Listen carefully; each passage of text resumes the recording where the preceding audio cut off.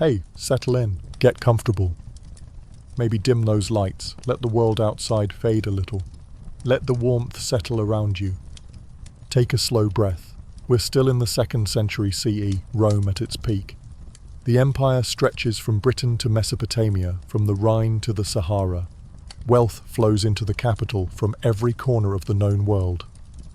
And Romans have decided something important. If you're going to rule the world, you might as well enjoy it. Tonight, we're stepping into the great imperial bath complexes. Not the modest neighborhood baths that dotted the city, but the massive thermae, sprawling architectural complexes that combined bathing, exercise, libraries, gardens, and social spaces into something that had never existed before.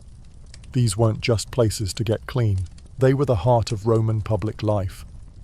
Where politics happened, deals were made, gossip spread, and every class of Roman society mixed, at least theoretically. The engineering that made them possible was the same engineering that built aqueducts and amphitheatres. But here, it was dedicated entirely to comfort, pleasure, and the Roman obsession with water. Let's step inside. The greatest of these complexes were the Baths of Trajan, completed in 109 CE, and the Baths of Caracalla, finished in 216 CE. We'll focus on Caracalla because the ruins still stand, massive and haunting, in southern Rome. The complex covered over 27 acres, not just the bath building itself, but the entire precinct, walls, gardens, shops, libraries, meeting rooms. It could accommodate over 1,600 bathers at once, with thousands more in the surrounding facilities. Walking toward it, you'd see a massive brick facade rising over 100 feet high. Not beautiful in the traditional sense, exposed brick and concrete, functional and imposing. But step through the entrance, and everything changed. The interior was a fantasy of marble, mosaic, and coloured stone. Walls faced with panels of imported marble, yellow from Africa, purple from Greece, green from Egypt. Floors covered in intricate mosaics depicting athletes, sea creatures, geometric patterns. Columns of polished granite, so large that 4 men couldn't link arms around them. And everywhere, light. Massive windows filled with translucent stone, not glass, which was expensive and rare, but thin sheets of alabaster or mica that allowed light through while maintaining privacy. The effect was ethereal. Light filtered through stone, diffused and golden, illuminating steam rising from heated pools.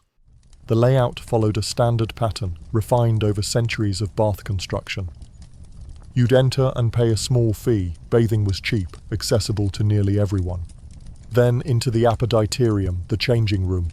Here you'd strip, leave your clothes with an attendant, or more likely, with a slave you brought with you, since theft was rampant.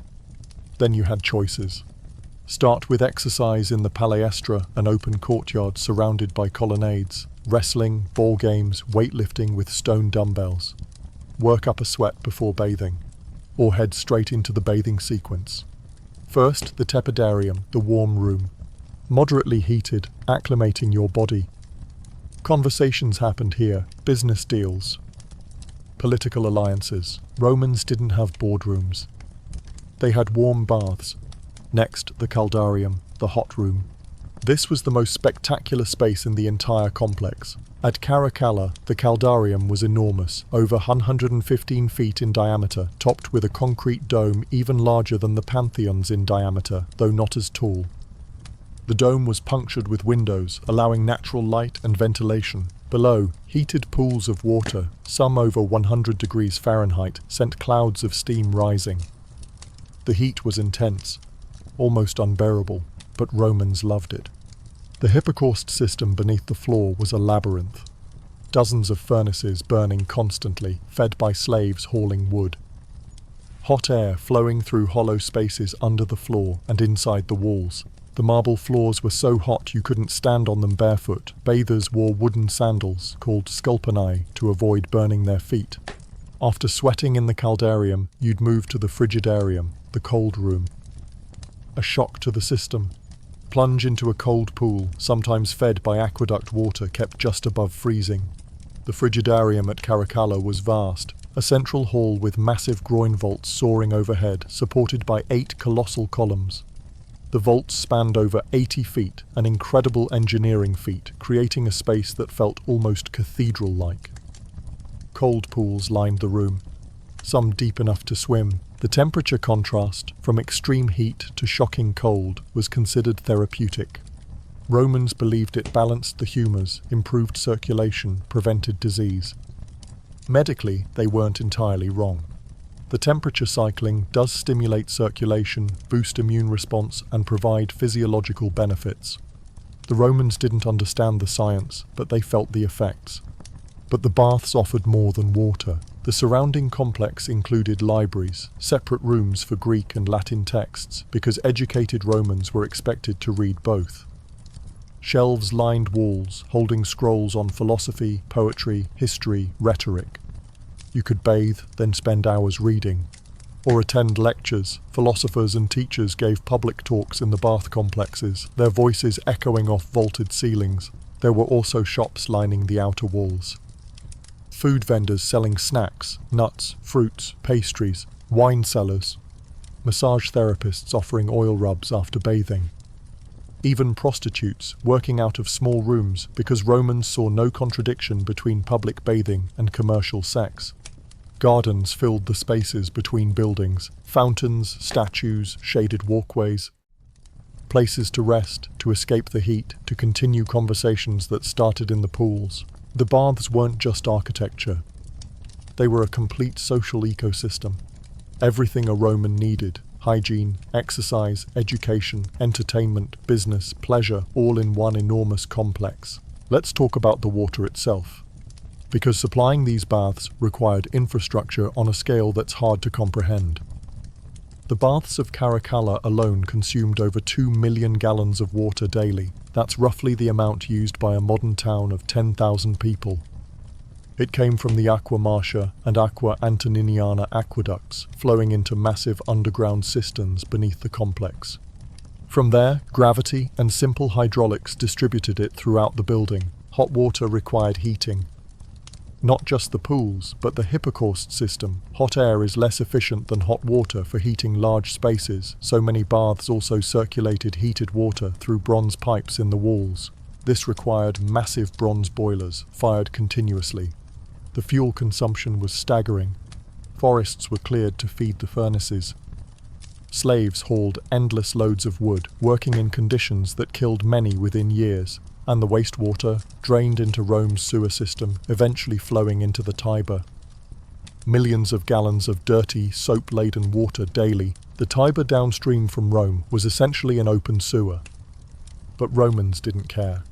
Pollution was someone else's problem, preferably someone downstream. The engineering challenges were immense. How do you span spaces 80 feet wide with concrete vaults? How do you support a dome over 100 feet in diameter when it's not a perfect hemisphere like the Pantheon? The answer: carefully. The vaults were built using progressively lighter concrete as they rose. Heavy aggregate at the base, pumice at the crown, the same technique as the Pantheon applied to more complex geometries. But unlike the Pantheon, which had thick supporting walls all around, the bath vaults had to accommodate large windows for light and ventilation. This meant less wall to resist lateral thrust. The solution was hidden buttressing. Thick sections of wall, external masses of concrete not visible from inside, positioned to resist the outward push of the vaults. From inside, you saw soaring space and light. From outside, you saw massive brick walls, functional, necessary, but hidden from the carefully curated interior experience. This separation of interior beauty from exterior function became standard in Roman architecture. What you saw wasn't always what was structurally happening. Decoration and structure operated independently. But let's address the class issue, because despite Roman claims that the baths were democratic spaces, they weren't. Not really. Yes, entrance fees were low. Yes, citizens and slaves technically bathed in the same complex. But the experience was stratified. Wealthy Romans came with entourages, slaves to guard their clothes, carry their oils and strigils, curved metal scrapers for cleaning skin, arrange massages, fetch wine. They moved through the baths like mobile households. Poor Romans came alone, vulnerable to theft, unable to afford the extras, the oils, the massages, the post-bath snacks. They used the facilities but couldn't fully participate in the social theatre. Women bathed at different times than men, usually earlier in the day, or in separate sections of larger complexes. Their bathing was less social, more functional, and they were constantly judged. Women who enjoyed bathing too much were considered suspicious, possibly immoral. Slaves who tended the furnaces, cleaned the pools, and maintained the complex never bathed in the luxurious spaces above. They had separate, much cruder facilities, if they had any at all. The baths projected equality while reinforcing hierarchy. Roman architecture performing democracy while delivering autocracy. The decorative program in these spaces was overwhelming. Every surface embellished. Mosaics covered floors, millions of tiny tesserae, stone cubes smaller than fingernails, arranged in complex patterns. Creating images required extraordinary skill and patience. A single floor mosaic could take months to complete. Workers on their knees, setting each piece, ensuring perfect alignment and color gradation. The labor was painstaking, the results stunning. Walls weren't just marble-faced, they were articulated with architectural moldings, niches holding statues, relief carvings depicting gods, heroes, athletic competitions. Ceilings were coffered or painted with elaborate frescoes, blues and golds predominating, expensive pigments that signaled wealth, and sculptures everywhere. Bronze and marble statues lining the palaestra, the frigidarium, even the caldarium, though the heat damaged them over time. Replicas of Greek masterpieces, mostly, because Romans revered Greek art even as they conquered Greek lands. This was cultural appropriation rendered in stone and bronze.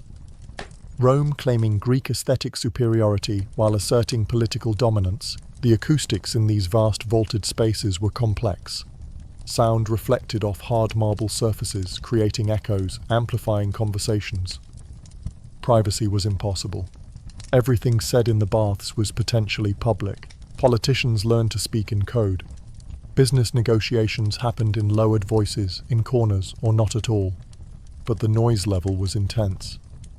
Hundreds of people talking, laughing, arguing, water splashing. Attendants shouting, the roar of furnaces audible from below. The writer Seneca complained about living near a bath complex, describing the cacophony, weightlifters grunting, masseurs slapping oiled bodies, swimmers splashing, vendors hawking food, thieves being beaten for stealing. Roman baths were not tranquil spaces. They were chaotic, crowded, overwhelming, and Romans loved them. By the 3rd century CE, every major Roman city had bath complexes. Some rivaled Rome's in size and luxury. The architecture had become standardized, variations on the same theme, adapted to local conditions but following the same principles. And everywhere Rome conquered, they built baths. In Britain, in Gaul, in North Africa, bathing became a marker of Roman civilization. Cities without baths weren't really cities. This was cultural imperialism through architecture. Imposing Roman habits, Roman values, Roman social structures through buildings that couldn't be ignored. Local populations adapted. Bathing became part of provincial culture. Even after Rome fell, the bath habit persisted in some regions, particularly in the Eastern Empire, where it evolved into the hammam tradition still practiced today. But maintaining these complexes was expensive, incredibly expensive. The fuel costs alone, hundreds of tons of wood daily, required vast supply chains. As the empire declined, as resources became scarce, as economic collapse loomed, the baths became unsustainable. One by one, they closed. Furnaces went cold, pools drained. The marble was stripped for other buildings. The baths of Caracalla operated for roughly 300 years, then fell into ruin. Earthquakes damaged the vaults. Aqueducts were cut during sieges, and eventually no one could afford to maintain them. Today, the ruins remain, roofless, exposed to sky, walls rising like broken teeth. But even in ruins, they're immense. The scale still impresses. The engineering still astounds. Standing in the frigidarium, looking up at vault fragments still clinging to walls, you can almost feel the space as it was, steamy, crowded, echoing with voices and laughter. Almost. Tonight, let that image rest.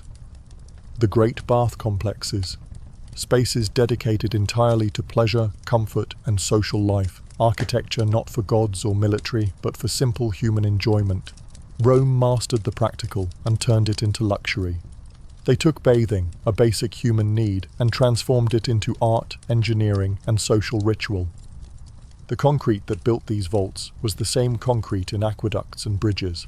The engineering principles that created these spaces were the same that fortified frontiers and conquered cities.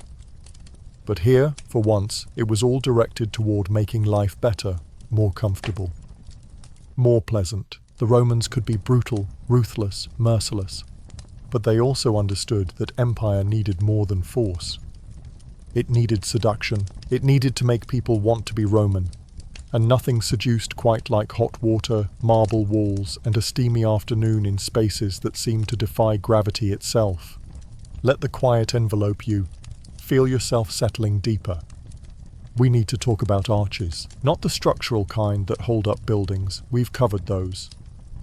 But arches as monuments, standalone structures built for one purpose, to celebrate victory and immortalize conquest. It's the late 1st through 3rd centuries CE. Rome is still expanding, still fighting, still winning, mostly. And every time a general returns victorious, every time an emperor crushes a rebellion or annexes new territory, the question arises, how do we commemorate this? The answer, increasingly, build an arch. Triumphal arches weren't functional. They didn't support anything. They didn't enclose space. They were pure propaganda, stone billboards announcing military success, projecting imperial power, and reminding everyone who passed beneath them, Rome conquers. Rome endures.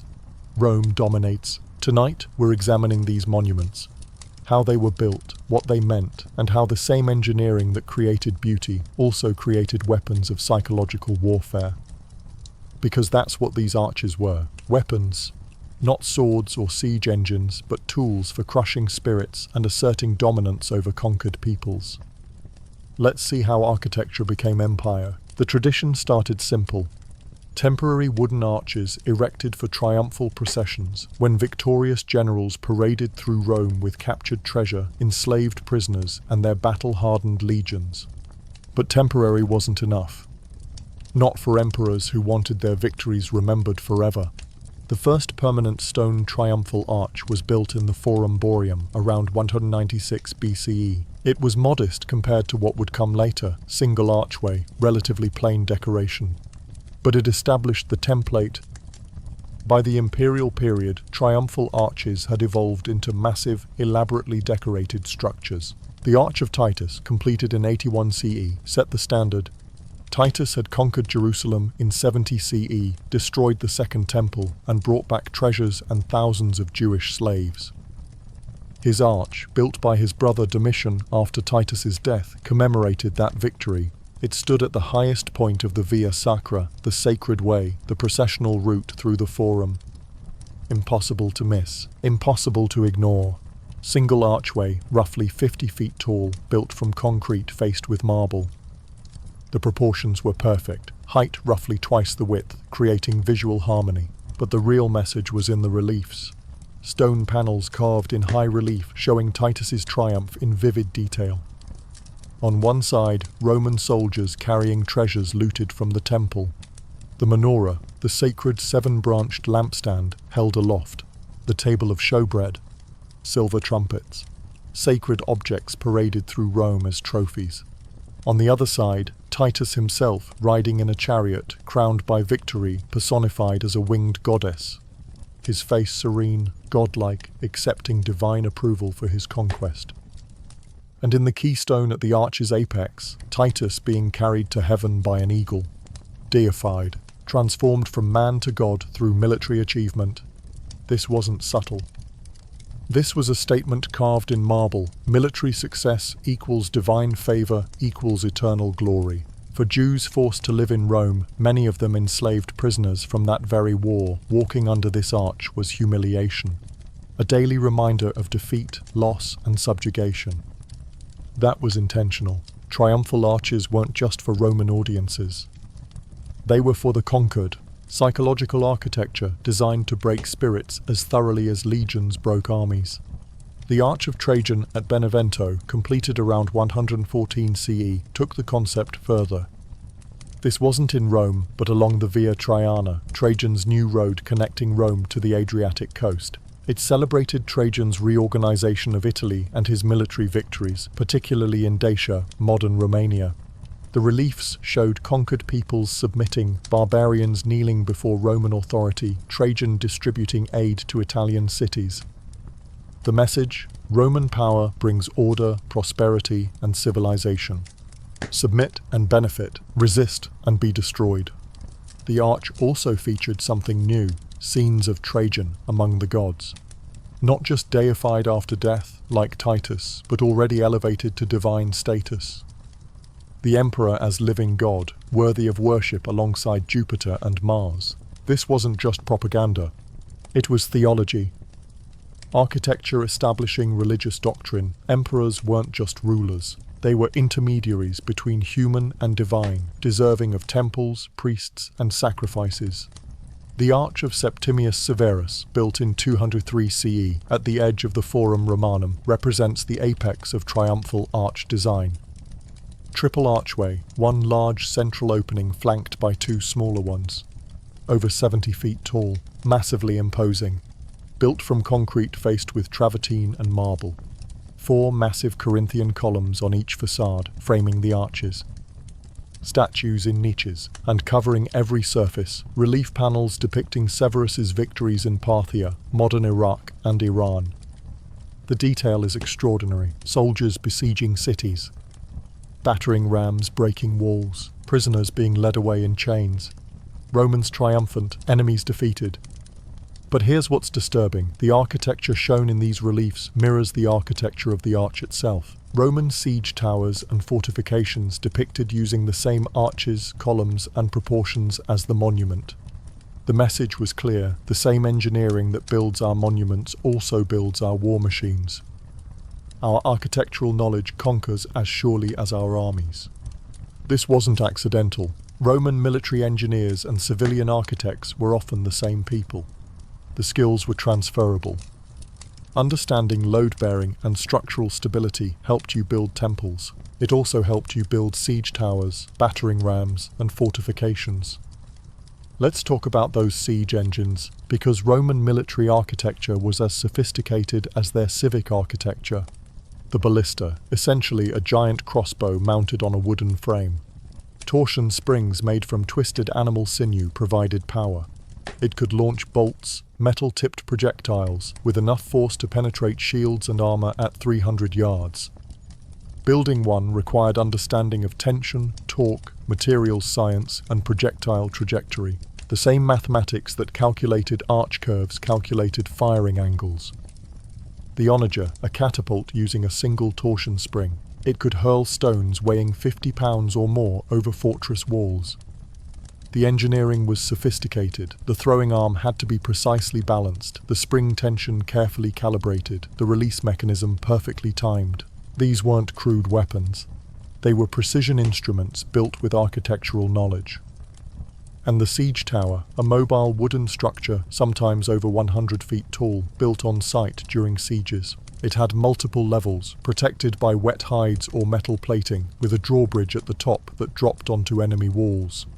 Building one required understanding structural loads, weight distribution, and stability, exactly the knowledge used in building multi-story insulae or vaulted bath complexes. The Siege of Jerusalem in 70 CE, the same victory commemorated in the Arch of Titus, employed all these weapons. Roman engineering crushed Jewish resistance through superior technology, superior logistics, and the ruthless application of architectural knowledge to warfare. But let's return to the arches themselves, because they weren't just in Rome. They spread across the empire. Arches in North Africa, in Gaul, in Syria, in Britain, wherever Rome conquered, arches rose. Each one proclaiming Roman victory, each one reminding local populations who ruled them. The Arch of Caracalla at Volubilis in Morocco. The Arch of Marcus Aurelius in Tripoli. The Arch of Hadrian in Athens. Dozens of others scattered across 3 continents. Some commemorated military victories. Others marked city boundaries or the construction of new roads, but all shared the same purpose, asserting Roman presence, making Roman power visible and permanent. Architecture as occupation, monuments as colonization. And they worked. Local populations absorbed Roman culture, adopted Roman dress, language, building styles. The arches stood as constant reminders that resistance was futile, that Rome was eternal, that submission was the only logical choice. This was empire at its most effective. Not just controlling territory, but controlling minds. Making subjects internalize Roman superiority until it seemed natural, inevitable, divinely ordained. The construction techniques were standardized by this point. Concrete core faced with stone, usually travertine or marble. The facing stones were cut precisely, creating smooth surfaces and sharp edges. The reliefs were carved after the facing stones were in place. Sculptors worked from scaffolding, chiseling details into the marble. The work was painstaking. A single relief panel could take months to complete. Most sculptors were Greek. Romans still considered sculpture beneath them, manual labor unworthy of citizens. So they hired Greeks, the conquered teaching the conquerors how to depict their own subjugation. The irony apparently escaped everyone. Once carved, the reliefs were often painted, not in naturalistic colors but in bold pigments, reds, blues, golds. The arches weren't gleaming white as we see them now in ruins. They were colorful, almost garish by modern standards. Inscriptions in bronze letters announced who built the arch, what victory it commemorated, and usually some hyperbolic claim about the emperor's greatness. The bronze has long since been looted, leaving only the mounting holes, but the message was clear even without words. This is power. This is glory. This is Rome. By the 3rd century CE, triumphal arches had become formulaic. Every emperor needed one. Every military campaign, successful or not, was commemorated. The Arch of Constantine, completed in 315 CE, is the largest and most elaborate, but also the most derivative. It's built partially from pieces stolen from earlier monuments. Reliefs carved for Trajan and Hadrian were removed from their original contexts and incorporated into Constantine's arch. This wasn't just cost-cutting. It was a statement about continuity. Constantine claiming connection to great emperors of the past, asserting legitimacy through architectural appropriation. But it also revealed something. By the 4th century, Rome was struggling. The craftsmanship in Constantine's new reliefs is noticeably inferior to the looted earlier work. The sculptors weren't as skilled, the resources weren't as abundant. The empire was declining, and the architecture reflected it. Let's acknowledge what these arches really were: monuments to trauma. Every arch commemorating a conquest represented destroyed cities, slaughtered populations, enslaved peoples. The victories celebrated were someone else's catastrophe. The Arch of Titus celebrated the destruction of Jerusalem and the death of hundreds of thousands of Jews. The Arch of Septimius Severus celebrated wars that devastated Parthian cities. The Arch of Trajan celebrated the annexation of Dacia after brutal campaigns that killed vast numbers of indigenous people.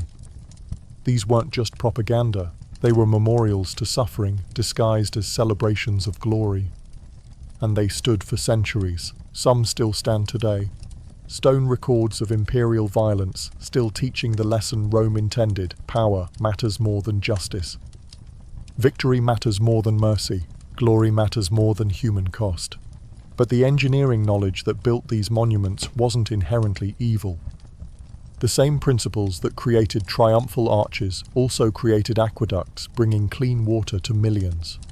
The same techniques that built siege engines also built bath complexes, offering comfort and health. Knowledge is neutral.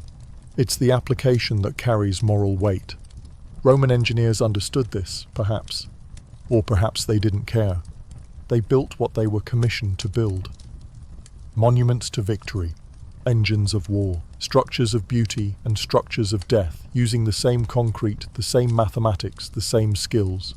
The triumphal arches remain Rome's most visible architectural legacy. More survive than temples or bath complexes. More dominate modern cityscapes. Constantine's arch still towers beside the Colosseum, directing tourists' eyes, shaping their understanding of Roman history. and that's the final triumph. Not the military victories the archers commemorated, but the survival of the propaganda itself. 2,000 years later, we still see Rome through the lens of its own monuments. Still absorb the message of eternal glory, martial superiority, imperial destiny. Architecture as immortality, not for people, but for ideas. For the image of Empire Rome wanted to project, successfully transmitted across millennia through stone and concrete. Tonight, let that settle. The triumphal arches. Monuments to victory built with the same skills that created comfort, beauty, and civilization. Roman engineering was never just one thing. It was temples and siege engines, aqueducts and weapons. Beauty and brutality, inseparable, built with the same hands, guided by the same minds. This is the complexity of Rome, the contradiction. The genius that built the Pantheon also destroyed Jerusalem. The culture that created magnificent baths also perfected military devastation. We can't separate them. Can't celebrate the architecture without acknowledging what made it possible. Can't marvel at the engineering without recognizing what it enabled. So we hold both, the beauty and the horror, the genius and the brutality, the legacy that still shapes how we build and the cost that legacy demanded. The arches stand, still teaching, still proclaiming, still reminding us that architecture is never neutral. It always serves someone's purpose, always carries someone's message. Rome's message was clear: we conquered. We built, we endured. And through stone, they did. Let yourself drift deeper into the quiet. The world outside can wait. We need to talk about private architecture. Not the temples or forums or public monuments, but the homes of the people who controlled Rome. The emperors, the senators, the wealthy elite who looked at their public buildings and thought, I want that. But for myself, hidden from common eyes, it's the 1st through 3rd centuries CE, and while Rome's streets are crowded with insulae, those dangerous cramped apartment blocks we mentioned earlier, the rich are building something entirely different. Villas sprawling across hillsides. Palaces covering entire neighborhoods. Estates with their own aqueducts, bath complexes, gardens that seem to stretch to the horizon. Tonight, we're stepping into these private worlds, seeing how the same engineering that served the public became tools of personal indulgence, how architecture reflected and reinforced the vast gulf between Rome's classes, and how, eventually, this concentration of wealth and architectural excess helped hollow out the empire from within. Let's begin. The word villa is deceptive. It sounds quaint. Pastoral, a country house for weekend escapes. Roman villas were estates, self-sufficient economic units covering hundreds of acres. They had residential quarters, yes, but also workshops, storage buildings, quarters for dozens or hundreds of slaves, and agricultural facilities producing grain, wine, olive oil, and livestock. The villa rustica, the rural villa, was the backbone of Rome's economy. Wealthy landowners owned multiple villas, extracting wealth from the countryside while living in urban luxury. But we're focusing on the villa urbana, the pleasure villa. Built not for production, but for comfort, entertainment, and ostentatious display of wealth. The Villa of the Mysteries near Pompeii, preserved by Vesuvius's eruption in 79 CE, gives us a snapshot. Multiple wings surrounding courtyards, rooms opening onto porticos with views of the Bay of Naples. Frescoes covering every wall, the famous Dionysian mysteries depicted in vivid reds and blacks. The villa had its own bath complex. Multiple dining rooms for different seasons, winter triclinia facing south for sun, summer rooms facing north for coolness. Guest quarters. Slave quarters tucked away where owners wouldn't see them. And everywhere, luxury. Marble floors, painted walls creating illusions of depth and space. Furniture inlaid with ivory and precious woods. Bronze fixtures, silver dinnerware. This wasn't just a house. It was a statement. I have so much wealth I can afford to live like this year-round, in a building most people will never enter. But villas were modest compared to imperial palaces. The Domus Aurea, Nero's golden house, was the most infamous. After the Great Fire of 64 CE destroyed much of Rome, Nero used the cleared land to build himself a palace complex covering over 300 acres in central Rome. The scale was obscene. The main palace building alone had over 300 rooms. Corridors stretched for hundreds of feet. Rooms had ceilings covered in gold leaf, hence the name. Walls were faced with precious stones, mother of pearl, and painted with elaborate frescoes. The architectural innovations were extraordinary. Nero's architect, Severus, and engineer, Sella, created the first known example of a concrete dome on a square base, the octagonal room, where the circular dome transitioned to the square room below through clever use of pendentives and squinches. This technique, doming a square, would become crucial in Byzantine architecture centuries later, but in Nero's time it was revolutionary. And it was wasted on a dining room. The palace grounds included artificial lakes, vineyards, parks with exotic animals, and a colossal bronze statue of Nero himself, 120 feet tall, later modified to represent the sun god after Nero's death. Romans were horrified, not by the architectural achievement, but by the greed. One man claiming that much prime urban land for private use while thousands lived crammed in insulae. After Nero's forced suicide, his successors systematically dismantled the complex. The Colosseum was built on the site of his artificial lake. The baths of Trajan buried much of the palace under tons of concrete. A symbolic erasure where Nero took, we give back, but the buried rooms remained, preserved. And Renaissance artists, including Raphael, descended into them centuries later, copying the frescoes and decorative schemes. These underground rooms, grotta in Italian, gave us the word grotesque for the fantastical decorative style they pioneered. The Domus Augustana on the Palatine Hill was more restrained but equally impressive. Built by Emperor Domitian in the late 1st century CE, it became the primary imperial residence for centuries. The complex had two sections, the Domus Flavia for public functions and the Domus Augustana proper for private imperial life.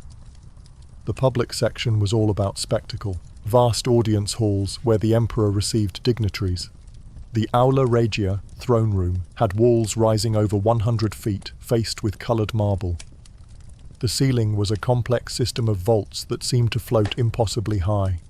Visitors approaching the throne would walk through a sequence of spaces designed to diminish them, to make them feel small and overwhelmed by imperial grandeur. By the time you reached the emperor, you'd been architecturally conditioned to submit. The private section was more intimate, but no less luxurious. Courtyards with fountains, private bath suites, rooms with heated floors and walls, and everywhere, views, over the Circus Maximus, over the Forum, over the city the emperor controlled. Domitian also added a private stadium, a sunken oval track visible from his dining rooms, where he could watch athletic competitions without leaving home. Because why attend public games when you can have your own? Let's talk about the hypocaust systems in these villas and palaces. We've mentioned them before, but in private architecture, they reached new levels of sophistication. Not just heated floors, but heated walls. Not just hot rooms, but temperature control throughout the building. Some villas had adjustable vents in the floors. Open them for more heat, close them for less. The Piazza Armerina Villa in Sicily, built in the early 4th century CE, had one of the most advanced heating systems ever discovered. Multiple furnaces feeding separate hypocaust systems for different wings of the villa. Each section could be heated independently. This wasn't just comfort. This was engineering mastery applied to personal indulgence. The same technology that heated public bath complexes serving thousands now warmed the private rooms of one family. And maintaining it required constant labor, slaves tending furnaces, hauling wood, cleaning ash. They worked underground, in heat and smoke, so the owners above could enjoy perfectly temperate rooms without ever thinking about the mechanism. This was typical of Roman luxury, comfort built on invisible suffering, beauty requiring brutality. The gardens deserve attention. Roman villas didn't just have gardens, they had architectural gardens, controlled landscapes where nature was forced into geometric perfection, hedges trimmed into shapes, trees planted in precise rows, fountains fed by private aqueduct branches. pools reflecting sky and architecture. Statuary positioned to create sightlines and focal points. The Villa Hadrian's villa near Tivoli, was the ultimate expression. Built between 118 and 138 CE, it covered over 250 acres. Not a single building, but a complex of structures: libraries, theatres, bath complexes, temples, palace quarters, guest houses. Hadrian personally designed much of it. He'd travelled throughout the empire and wanted to recreate his favourite places. The Canopus, a pool inspired by an Egyptian canal, complete with Egyptian-style sculptures. The Maritime Theatre, a circular building surrounded by a moat where Hadrian could retreat when even his massive villa felt too crowded. The engineering was sophisticated. Extensive use of concrete vaulting created spaces unlike anything previously built: domes, half-domes, complex intersecting vaults. The architecture wasn't just functional, it was experimental. Hadrian testing ideas, pushing boundaries, seeing what was possible. Water features connected the buildings. Channels, pools, fountains, creating a landscape where water was constantly visible, constantly audible. This wasn't just aesthetic. In a world without air conditioning, moving water cooled the air, made the environment more comfortable, but it required enormous water consumption. Hadrian's villa had its own branch of the Aqua Marcia aqueduct, millions of gallons daily just for one man's pleasure. The villa also reveals how Romans thought about space and privacy, not as isolation but as selective access. Public rooms where clients and visitors were received. Semi-private spaces for friends and peers. Intimate quarters accessible only to family. And behind everything, service corridors where slaves moved invisibly, maintaining the illusion that luxury happened effortlessly. You could walk through Hadrian's villa and never see a servant. They had their own passages, hidden behind walls, allowing them to move between areas without disturbing the owners or guests. This spatial hierarchy, public to private, visible to invisible, became standard in aristocratic architecture for centuries. Renaissance palaces, Baroque chateaux, Victorian mansions all inherited this Roman model. Architecture as class system. Space itself enforcing social hierarchy, but not all villas were peaceful retreats. Some were fortified. By the 3rd and 4th centuries CE, as the empire's stability crumbled, wealthy landowners began building defensible villas, thick walls, limited entrances, sometimes towers for surveillance. The villa had become a refuge. Protection not from foreign invaders, but from bandits, rebellious peasants, and the general breakdown of order. These fortified villas presaged the medieval castle. When central authority collapsed, when public order failed, the wealthy retreated into private strongholds, architecture reflecting the death of shared civic space. The evolution is telling. Early imperial villas were open, confident, sprawling, reflecting an empire secure and expanding. Late imperial villas were closed, defensive, afraid, reflecting an empire contracting and failing. You can read Rome's decline in its domestic architecture. The decoration in these spaces was overwhelming. Mosaics weren't just functional flooring, they were narrative art. The Villa Romana del Casale in Sicily has floor mosaics covering thousands of square feet, depicting mythological scenes, hunting expeditions, even bikini-clad women exercising. Yes, Roman women wore something resembling bikinis for athletic activities. Two-piece outfits that wouldn't look entirely out of place on a modern beach. The mosaic, created around 300 CE, shows them running, throwing discuses, playing ball games. These weren't public bath mosaics. This was a private villa. The owner commissioned expensive artwork depicting women in revealing clothing for personal enjoyment and display to guests. Roman morality was selective. Public virtue coexisted with private indulgence. What you did in your own home, behind closed doors, was between you and the gods. The frescoes evolved too. By the 2nd and 3rd centuries CE, Roman wall painting had moved through 4 distinct styles, from architectural illusion to ornate decoration to simplified elegance to Baroque complexity. The 4th style, prevalent in wealthy homes, featured elaborate fantasy architecture painted on walls. Impossible structures, columns that couldn't support anything, buildings that defied physics, all rendered in perspective that was sophisticated, if not mathematically perfect. These weren't windows onto real spaces, they were windows into imagination. Rooms that expanded visually even as they remained physically confined. And painted ceilings, often ignored in discussions of Roman architecture, were equally elaborate. Geometric patterns, figurative scenes, even trompe-l'œil effects making flat ceilings appear domed or coffered. Every surface was an opportunity for decoration. Blank walls didn't exist in wealthy Roman homes. Emptiness was failure. But here's what's crucial: all this private luxury was built with public resources. The wealthy didn't pay for their villas through honest labor. They extracted wealth from estates worked by slaves. They held public offices that allowed legal plunder of provinces. They invested in tax farming, paying up front for the right to collect taxes, then extracting as much as possible to maximize profit. The marble in their floors was quarried by slaves and transported on roads built with public funds. The water in their private aqueducts was diverted from public supplies. The craftsmen decorating their villas were trained in techniques developed for public monuments. Private luxury was subsidized by public infrastructure and public suffering. And as villas grew more extravagant, public maintenance declined. Roads deteriorated, aqueducts leaked, public buildings crumbled. The wealth that should have maintained civic infrastructure was instead poured into private opulence. This is part of Rome's collapse. Not barbarian invasions, those came later, after weakening. But internal hollowing, resources diverted from public good to private excess. Infrastructure neglected while villas expanded, architecture a symptom of imperial decay. Tonight, let that image rest. The villas and palaces, private worlds of unimaginable luxury built on foundations of public suffering and imperial exploitation. Roman engineering genius turned inward. Not serving citizens, but indulging masters. The same concrete that built aqueducts now built private bath suites. The same marble that faced temples now decorated dining rooms most Romans would never see. This is the contradiction at Rome's heart. Public grandeur and private greed. Civic pride and aristocratic excess. Infrastructure for the many and luxury for the few. We can admire the architecture, the engineering, the beauty, the innovation. But we can't ignore what made it possible, or what it cost.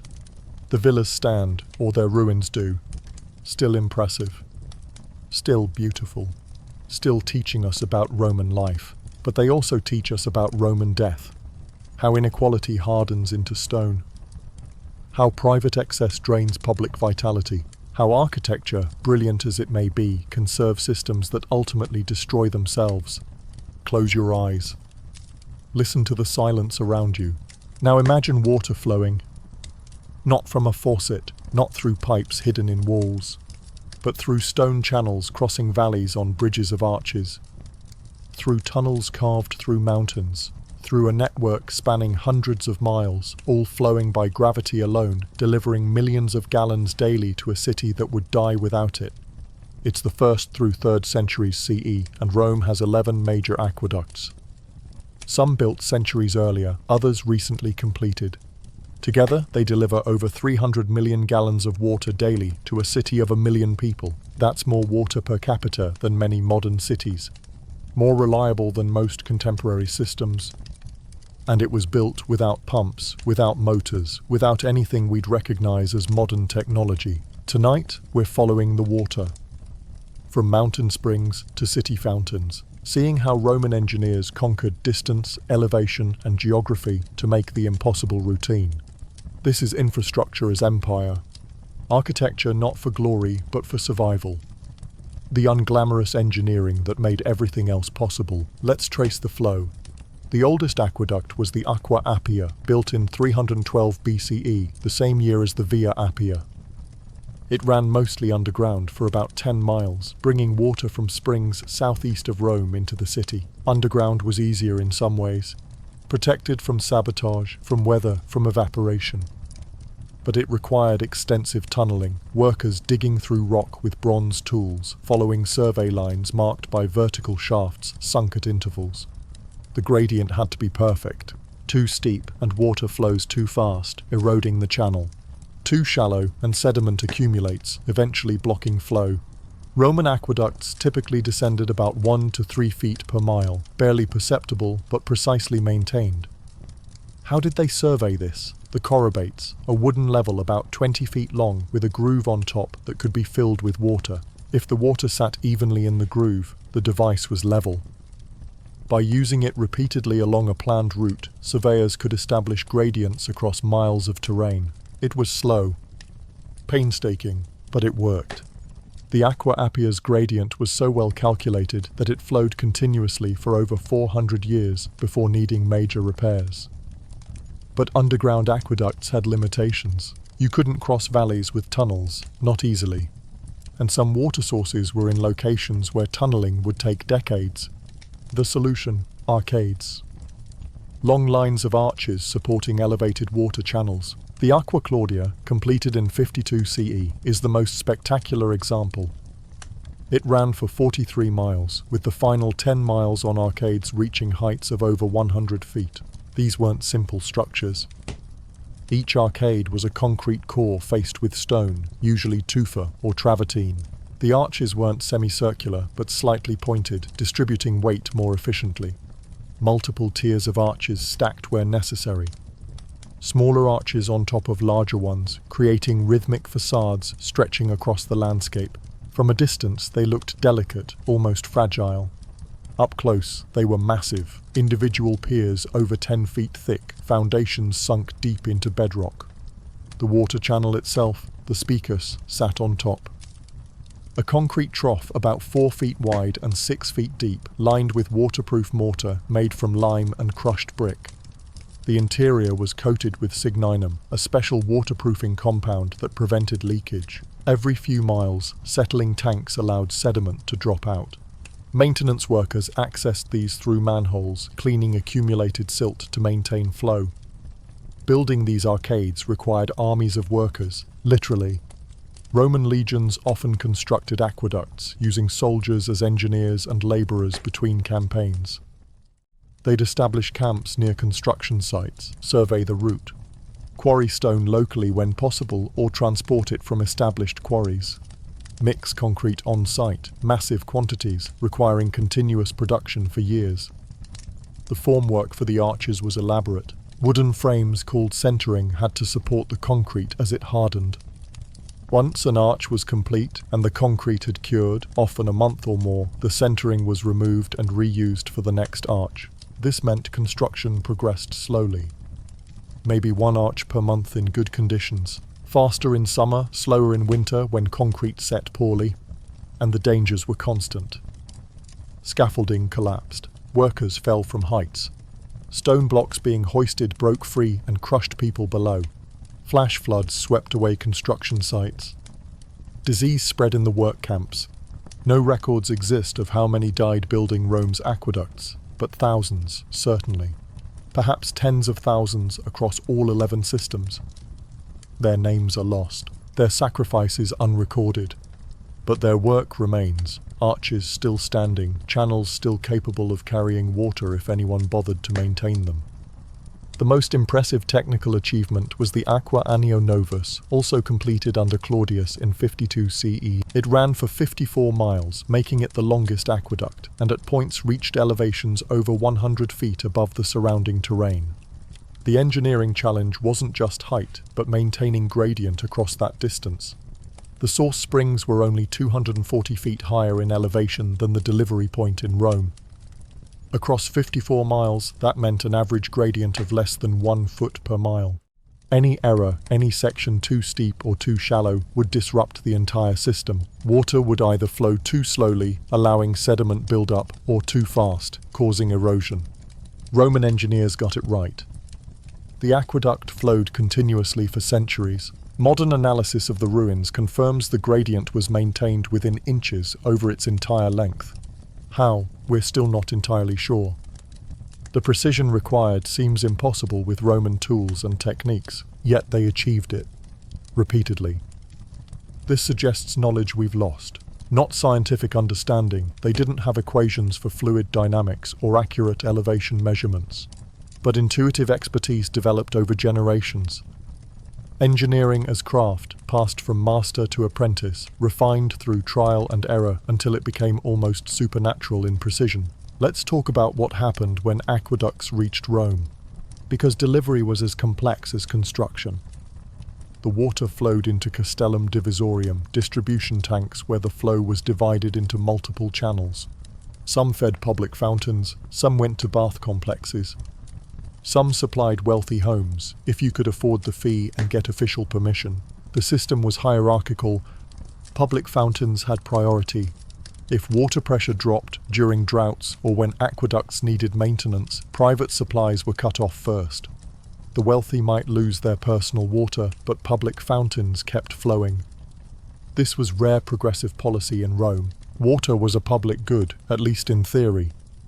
In practice, wealthy families bribed officials to maintain their supplies even during shortages. But the system was designed with public access prioritized. Public fountains stood at street corners throughout the city. Most were simple, stone basins with a constant flow of water. You brought your own container, filled it, carried it home. No one had running water in their apartments, not even the wealthy, usually. Water was carried. Multiple trips daily. Heavy, exhausting work typically done by slaves or women. The fountains never stopped flowing.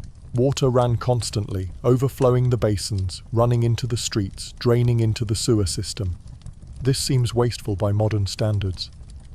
But Roman engineers understood something important. Constant flow prevented stagnation, kept the system pressurized, and ensured fresh water was always available. The overflow wasn't wasted either. It flushed the streets, carrying away waste and debris. Rome's streets were cleaned by excess aqueduct water, infrastructure multitasking. Maintenance was constant.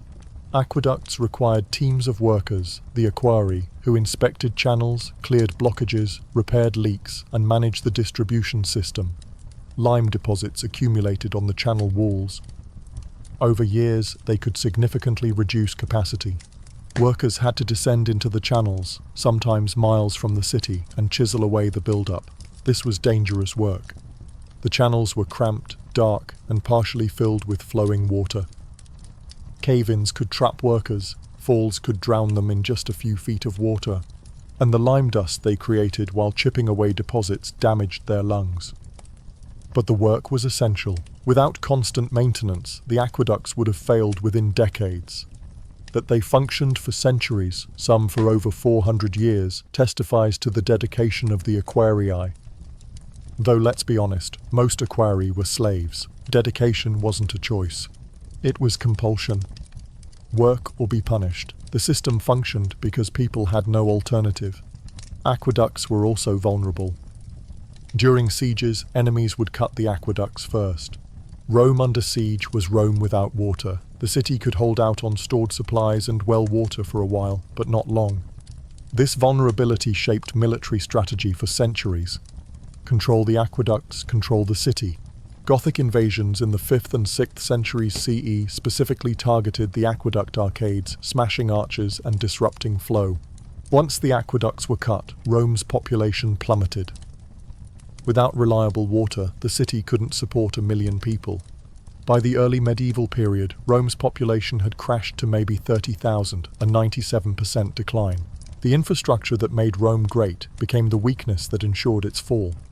Architecture as both strength and vulnerability. But let's appreciate what they achieved. 300 million gallons daily, 11 major aqueducts, hundreds of miles of channels and arcades, all flowing by gravity alone. No pumps meant no mechanical failure. No motors meant nothing to break down. As long as the channels were maintained and the gradient preserved, water flowed. Continuously. Reliably, for centuries. Modern cities depend on complex systems, electric pumps, treatment plants, pressure regulation. Rome's system was simpler, but arguably more robust. Less technology meant fewer failure points, and the water quality was excellent. Spring water, filtered naturally through rock, flowing through clean channels, delivered fresh to the city. Probably cleaner than most tap water in the ancient world. The Romans didn't understand germ theory. They didn't know why moving water was healthier than stagnant water, but they observed the effects. Cities with aqueducts had lower disease rates. People drinking aqueduct water lived longer. So they built more aqueducts, applied empirical knowledge without theoretical understanding. This was Roman engineering at its core, practical, observational, effective. The aqueducts also shaped the landscape permanently. The Aqua Claudia's arcade still dominates the Roman countryside, a line of arches marching across fields, looking eternal and ancient simultaneously. Other sections were incorporated into later structures. Medieval and Renaissance builders used the aqueduct arcades as foundations for fortifications, houses, even churches. The architecture was too solid, too well built to demolish completely. So the aqueducts persist, fragments scattered across Italy, North Africa, Spain, France, everywhere Rome built. Some still carry water, adapted to modern systems. Others stand as ruins, reminders of infrastructure that outlasted the empire that built it. And they teach us something important. The most enduring architecture isn't always the most celebrated. Not temples or palaces, but infrastructure. The unglamorous systems that make civilization possible. Rome's aqueducts are more impressive than the Colosseum in some ways. The Colosseum is spectacle. The aqueducts are survival. One entertains, the other sustains. Both required extraordinary engineering, but only one was truly essential. Let's acknowledge the human cost one more time, because we can admire the engineering without forgetting what it required. Tunneling through mountains killed workers. Accidents crushed bodies under stone. Disease spread in work camps. Slaves labored their entire lives maintaining systems they barely benefited from. The water that flowed through marble fountains in wealthy homes was carried there by human suffering. The baths that symbolized Roman civilization were supplied by infrastructure built with forced labor. This doesn't negate the achievement, but it contextualizes it. Brilliant engineering, yes, but bought at a price we should never forget. Tonight, let that image settle. The aqueducts stretching across the landscape. Water flowing through stone channels, crossing valleys on bridges of arches, descending gradually from distant springs to the thirsty city. This was Rome at its most essential. Not monuments to glory, but systems for survival. Architecture stripped of pretense, serving the fundamental need for water. They mastered distance, conquered elevation, made gravity work for them across dozens of miles. And they did it with stone, concrete, and understanding developed over generations. The aqueducts are Rome's quietest triumph, not celebrated in triumphal arches or commemorated in marble inscriptions, just functioning, flowing, sustaining life while emperors rose and fell, while armies conquered and retreated, while the city itself transformed around them. Infrastructure as immortality, not through fame but through function. The aqueducts served Rome for centuries, and in fragments they serve still, teaching us that the greatest architecture isn't always the most visible. Sometimes it's the channels we never see, carrying the water we can't live without. Let the stillness deepen. Feel time stretching backward. We've talked about buildings, temples, baths, amphitheaters, palaces. Structures that stood still, rooted in place, defining skylines and cityscapes. But Rome's greatest architectural achievement wasn't stationary. It was a network. Over 250,000 miles of roads connecting every corner of the empire. From Britain to Egypt, from Spain to Syria, all leading, as the saying goes, to Rome. It's the 1st through 4th centuries CE, and these roads are more than transportation infrastructure. They're the nervous system of empire, the channels through which armies march, goods flow, information travels, and Roman culture spreads like a slow, inevitable tide. Tonight, we're walking these roads, feeling the stones beneath our feet, understanding how Roman engineers conquered not just distance but terrain itself, cutting through mountains, bridging rivers, paving swamps, creating pathways that lasted 2,000 years. This is architecture in motion. Infrastructure as conquest, the quiet engineering that made everything else possible. Let's begin the journey. Roman roads followed principles established centuries earlier but perfected during the imperial period. First principle, straight lines. Obsessively, ruthlessly straight. Roman surveyors, the grammatici, used instruments called grommus to sight lines across landscapes. They'd establish a course and follow it regardless of obstacles. Hills in the way, cut through them. Valleys blocking the path, fill them or bridge them. Swamps, drain them or pave over them. This wasn't just efficiency. It was psychology. Straight roads projected power. They said, Rome goes where it wants, when it wants, and nothing stops us. The famous Via Appia, the Queen of Roads, demonstrates this perfectly. Built starting in 312 BCE and extended over centuries, it runs arrow straight for long stretches. Where it must curve, the curves are gentle, calculated, minimally deviating from the direct route. Walking the Via Appia today, you can still see the original paving stones. Basalt blocks fitted so precisely that gaps between them are nearly invisible. 2,000 years of traffic, feet, hooves, wheels, eventually cars, and the stones remain, polished smooth but unbroken. That's Roman engineering, built not for a generation but for eternity.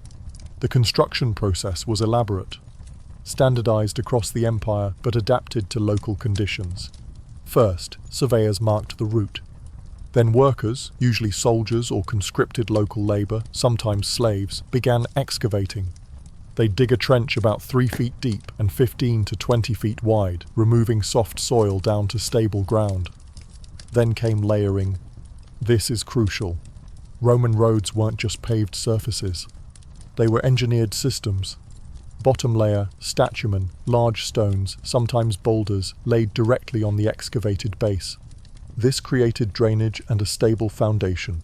Second layer, rudus, smaller stones mixed with lime mortar compacted into a solid mass about 9 inches thick. This layer distributed weight and prevented the road from settling unevenly.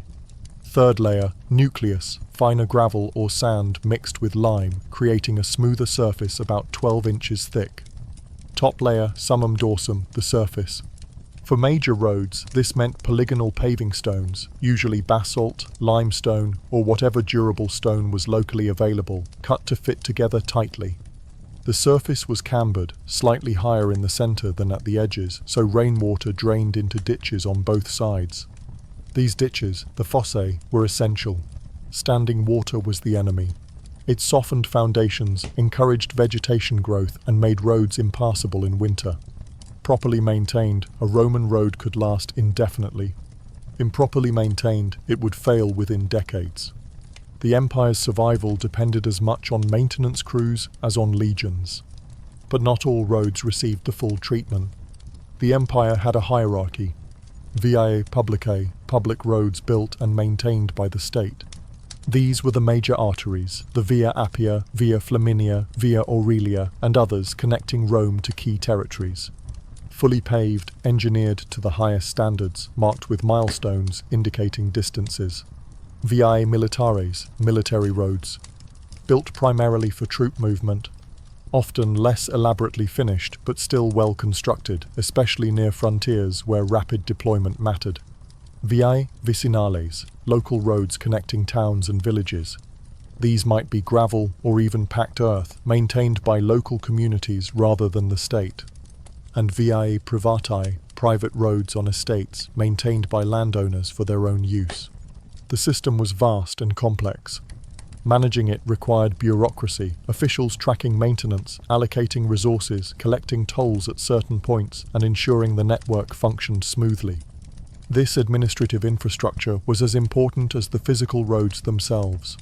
Without organization, without records, without coordination, the network would have collapsed into disconnected fragments.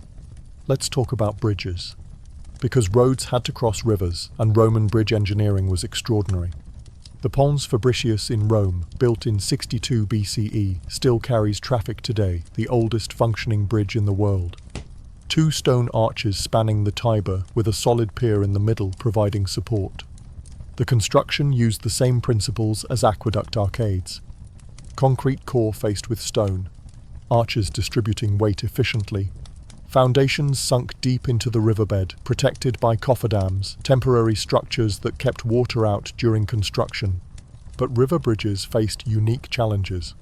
Seasonal flooding could undermine foundations. Ice could batter piers. Erosion could weaken supports over time. Roman engineers addressed this with cutwaters, pointed extensions on the upstream side of piers that diverted water flow around the structure, reducing pressure and erosion. Simple geometry solving a complex hydraulic problem.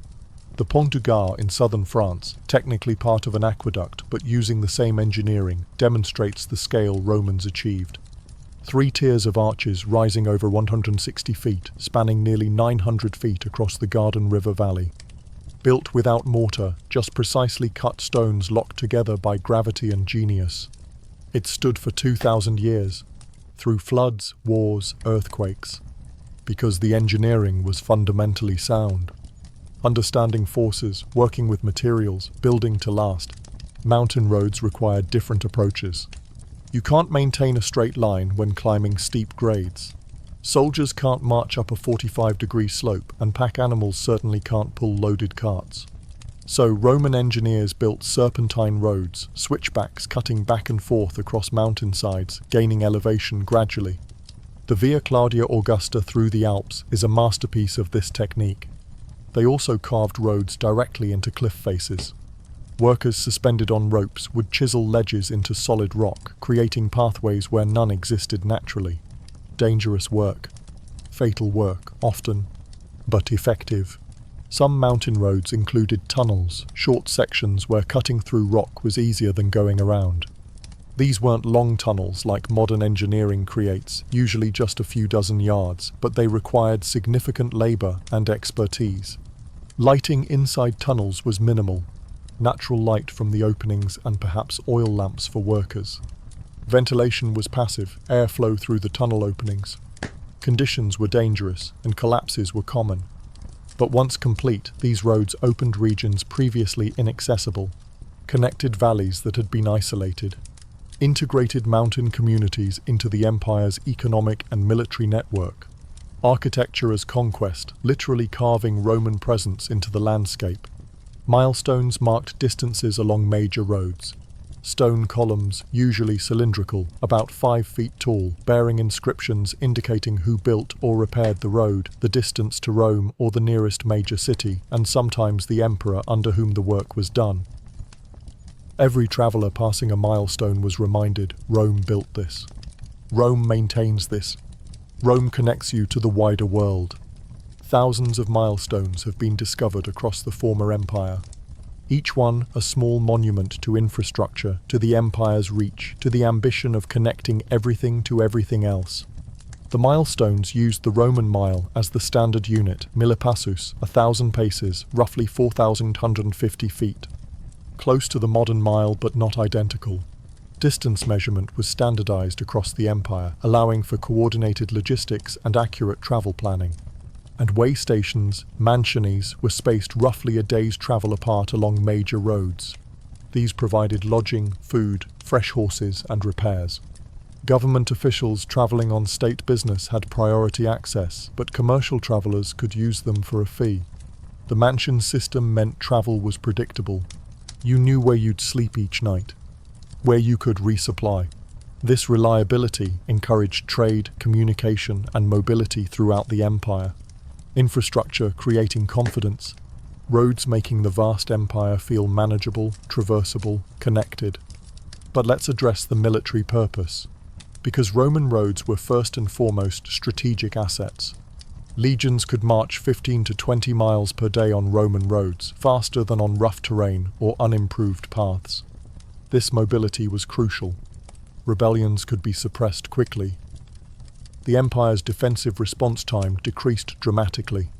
Roads also facilitated the cursus publicus, the imperial postal and courier system. Information moved at speeds that wouldn't be matched again until the telegraph. Control information, control the empire. The roads made this possible. And economically, they transformed the Mediterranean world. Goods that previously took months to transport now moved in weeks. Regional specialization became viable because products could reach distant consumers. Spanish olive oil reached Britain. Egyptian grain fed Rome. Gaulish wine traveled to Syria. The empire became an economic unit, not just a political one, because roads made long-distance trade practical and profitable. Architecture as economy. infrastructure as the foundation of prosperity.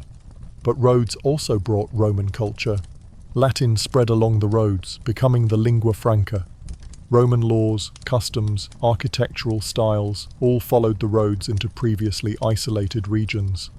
This was assimilation through infrastructure. Roads didn't just connect places physically. They connected them culturally, economically, linguistically. They made locals into Romans, slowly but inevitably. Some resisted. Some regions maintained their languages and traditions despite Roman roads running through them. But most absorbed Roman influence, willingly or not. The roads outlasted the empire. When central authority collapsed, when legions withdrew, when Rome itself fell, the roads remained. Medieval kingdoms used them. Renaissance merchants traveled them. Modern highways often follow routes established 2 millennia ago.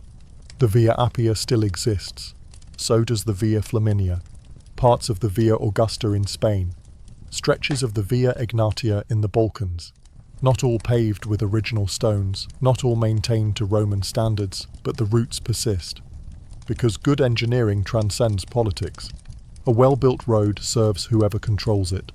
The empire that created the network fell, but the network itself, too useful, too essential, endured. Let's acknowledge the human cost. Again, because building 250,000 miles of roads required immense labor. Soldiers built many roads as part of their duties, which sounds voluntary until you remember Roman soldiers weren't volunteers in the modern sense. They served for 25 years, had no choice in assignments, and desertion was punishable by death. Civilians were conscripted for road construction, corvée labor, legally required work without compensation. You might spend weeks or months digging trenches, hauling stones, breaking your back for infrastructure you'd barely use. And slaves, of course. Bought, captured, or born into bondage, they did the most dangerous work. Quarrying stone, clearing forests, excavating swamps, dying in accidents, from disease, from exhaustion. The roads we admire, marvels of engineering, testaments to Roman genius, are also monuments to suffering. Every mile represents countless hours of forced labor. Every paving stone was hauled by someone who had no choice. We can appreciate the achievement without glorifying the system that produced it. We can study the engineering while acknowledging the exploitation that made it possible. History is complicated. Architecture is never neutral.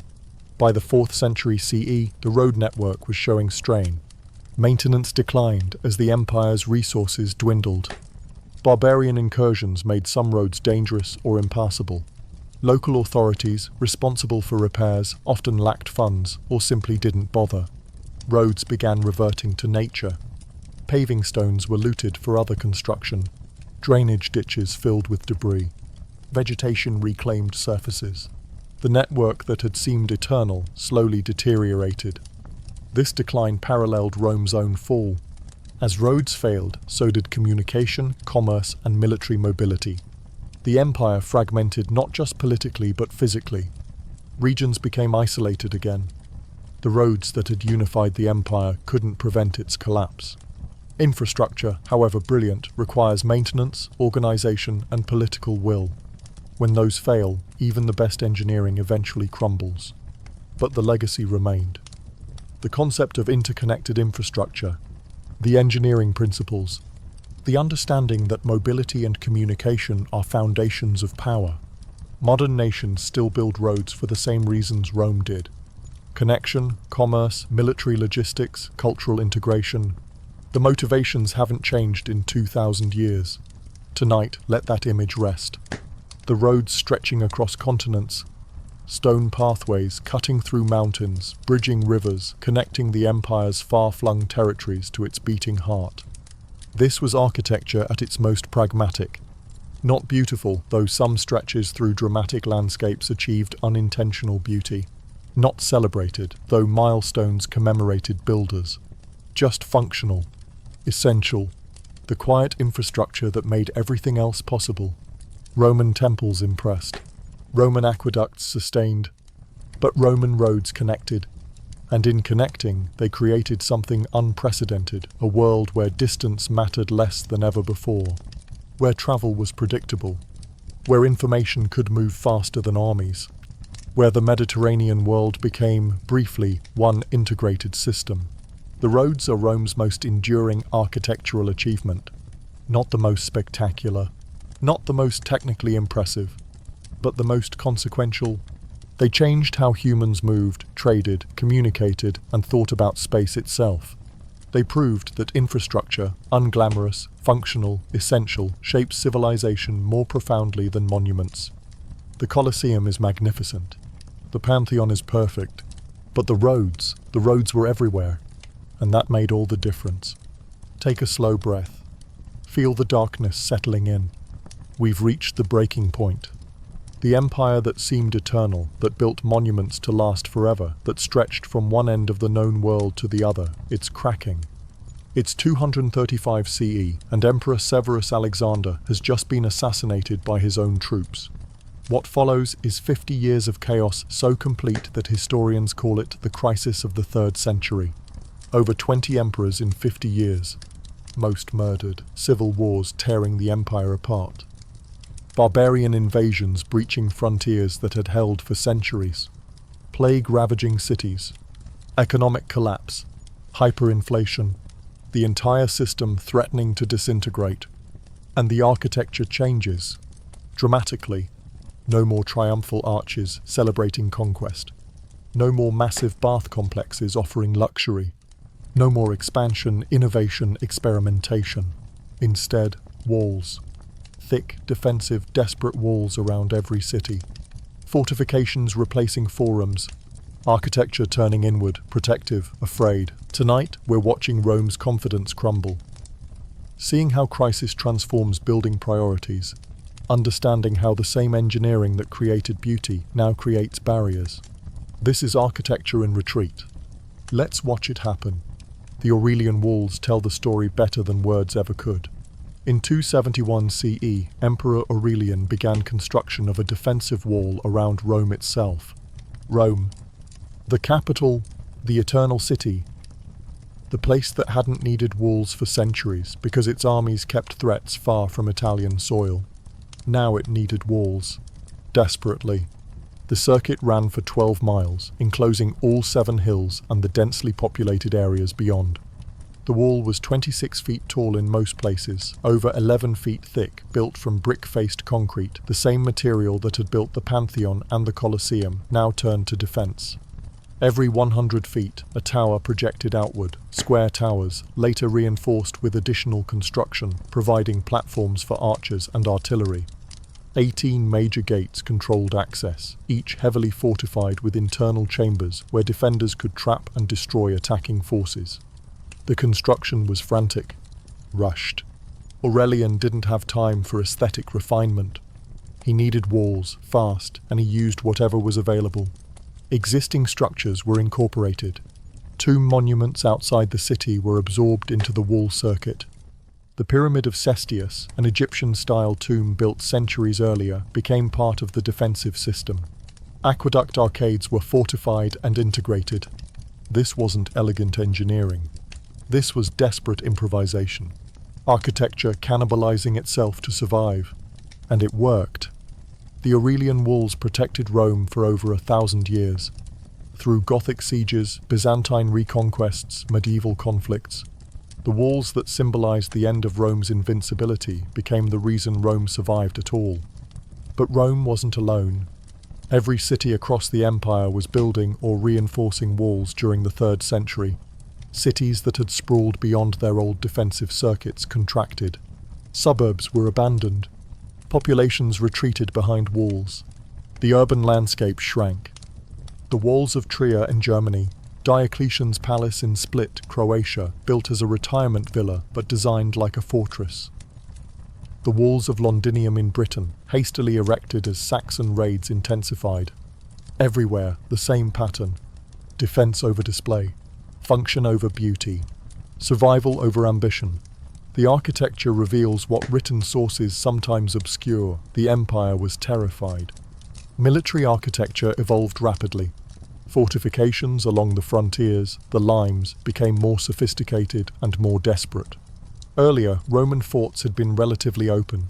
Walls, yes, but also extensive buildings outside the walls, bathhouses, amphitheatres, civilian settlements called vichy, where merchants and families lived.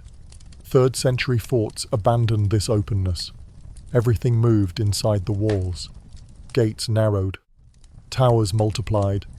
Walls thickened. The fort at Deutz in Germany, built around 310 CE, exemplifies the new approach. Massive walls over 30 feet tall. Projecting bastions, D-shaped towers, allowing defenders to shoot along the wall face, covering every approach. Small, heavily defended gates that could be easily blocked if breached.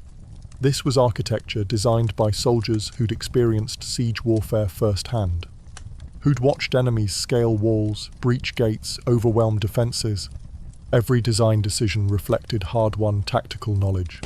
And it worked. These fortifications were significantly more effective than earlier designs. But they also represented retreat. Rome no longer projected power outward. It huddled behind walls, hoping to survive. Let's talk about what stopped being built during this period. No major temples. Religious construction nearly ceased. The gods, apparently, would have to make do with existing accommodations. No new bath complexes. Existing ones struggled to maintain operations as aqueducts were damaged in raids and funding for repairs dried up. No triumphal arches. Hard to celebrate victory when you're barely holding territory. No new forums. Public spaces were luxuries the empire couldn't afford. The infrastructure that had defined Roman civilization, the aqueducts, roads, public buildings, began deteriorating. Maintenance was expensive and labor was scarce. Resources went to walls, to soldiers, to immediate survival. The architecture of leisure and display gave way to the architecture of desperation. But some emperors still tried to build grandly. Diocletian, who seized power in 284 CE and temporarily stabilized the empire, built himself a retirement palace unlike anything before it. Diocletian's palace in Split covered nearly 10 acres. But it was built like a military camp. Rectangular plan.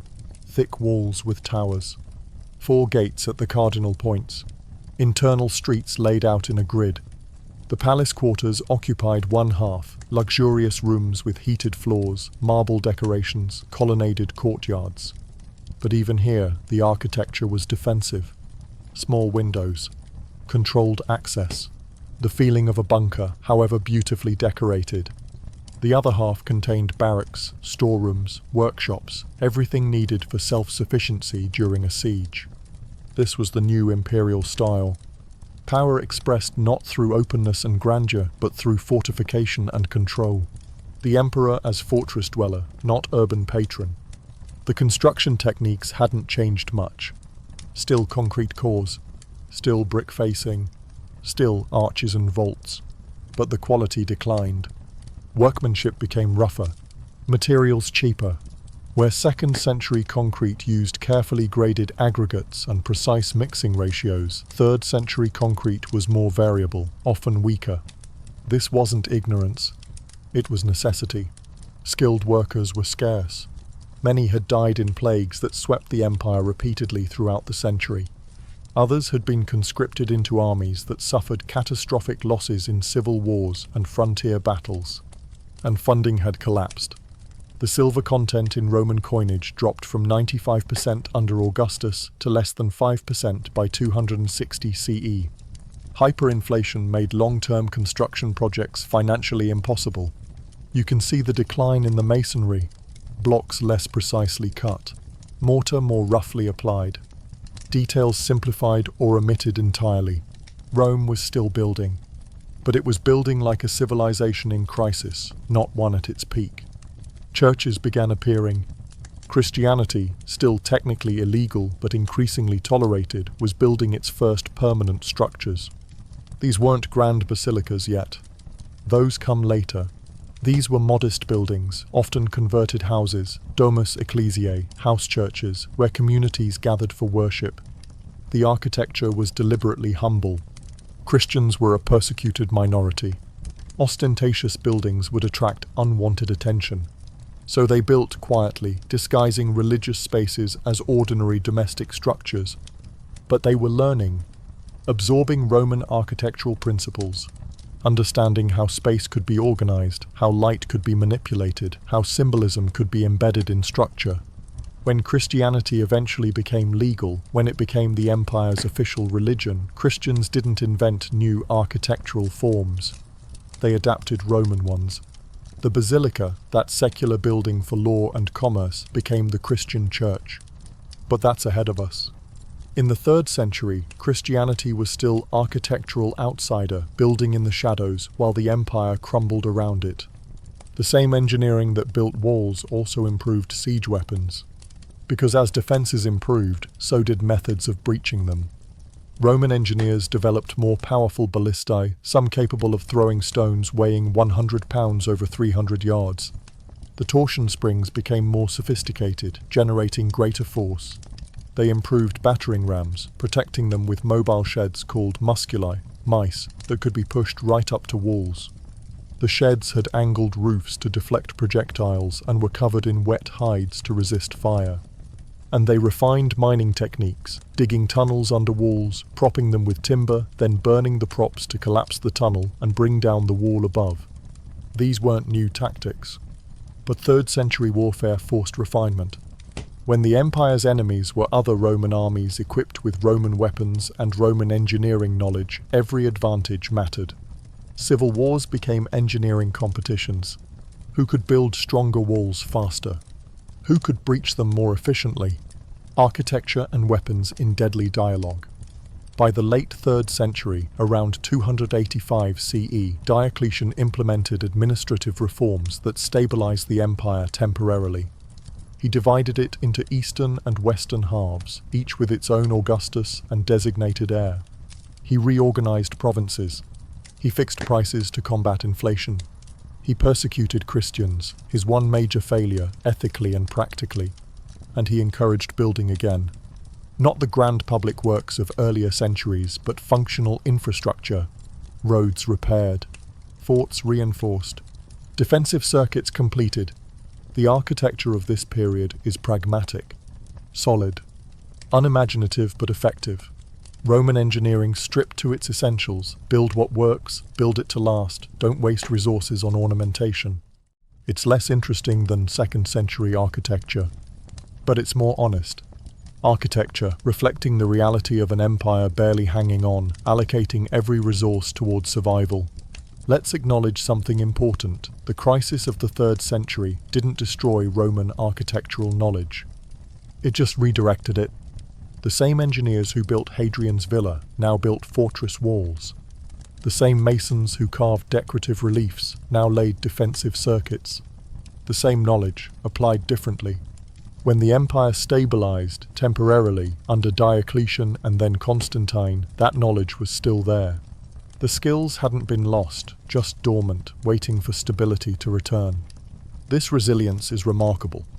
Through 50 years of chaos, the architectural tradition survived. Masters still trained apprentices. Engineers still passed down techniques. The knowledge base, accumulated over centuries, remained intact. Architecture isn't just buildings. It's knowledge. And knowledge, if protected and transmitted, can survive almost anything. By 300 CE, the empire had changed fundamentally. It would limp forward another century and a half in the west, longer in the east. But it was no longer the confident, expansionist power that built the pantheon. It was defensive. Smaller, poorer, militarized, and its architecture reflected all of this. The walls rose higher. The gates narrowed. The towers multiplied. Every city became a fortress. Every building considered defensibility before beauty. This is what crisis does to architecture. It strips away luxury and focuses on necessity. It turns engineering inward, toward protection rather than projection. The Romans built the greatest architectural empire the world had seen. And when that empire faced existential threat, Roman engineering adapted. It didn't create beauty, it created survival. And for a while, that was enough. Tonight, let that image settle. The Aurelian walls rising around Rome. Cities throughout the empire contracting behind defensive circuits. Architecture transforming from confidence to caution. This is Rome's architectural crisis. The moment when innovation stopped and preservation began, when the question changed from what can we build to what can we protect, the crisis of the 3rd century didn't end Roman architecture, but it changed it forever, showed that even the greatest building tradition could be forced to retreat, to simplify, to focus on survival over splendor. The walls they built would outlast the empire itself, still standing in Rome, in Trier, in dozens of cities across Europe. Monuments not to glory, but to fear. To the moment Rome realized it wasn't invincible, and began building accordingly. It's 312 CE and everything is about to change.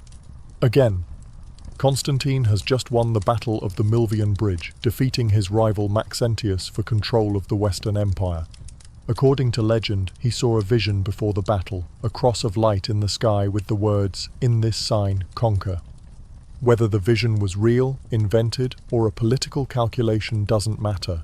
What matters is what Constantine did next. He legalized Christianity, then promoted it, then, eventually, made it the empire's dominant religion.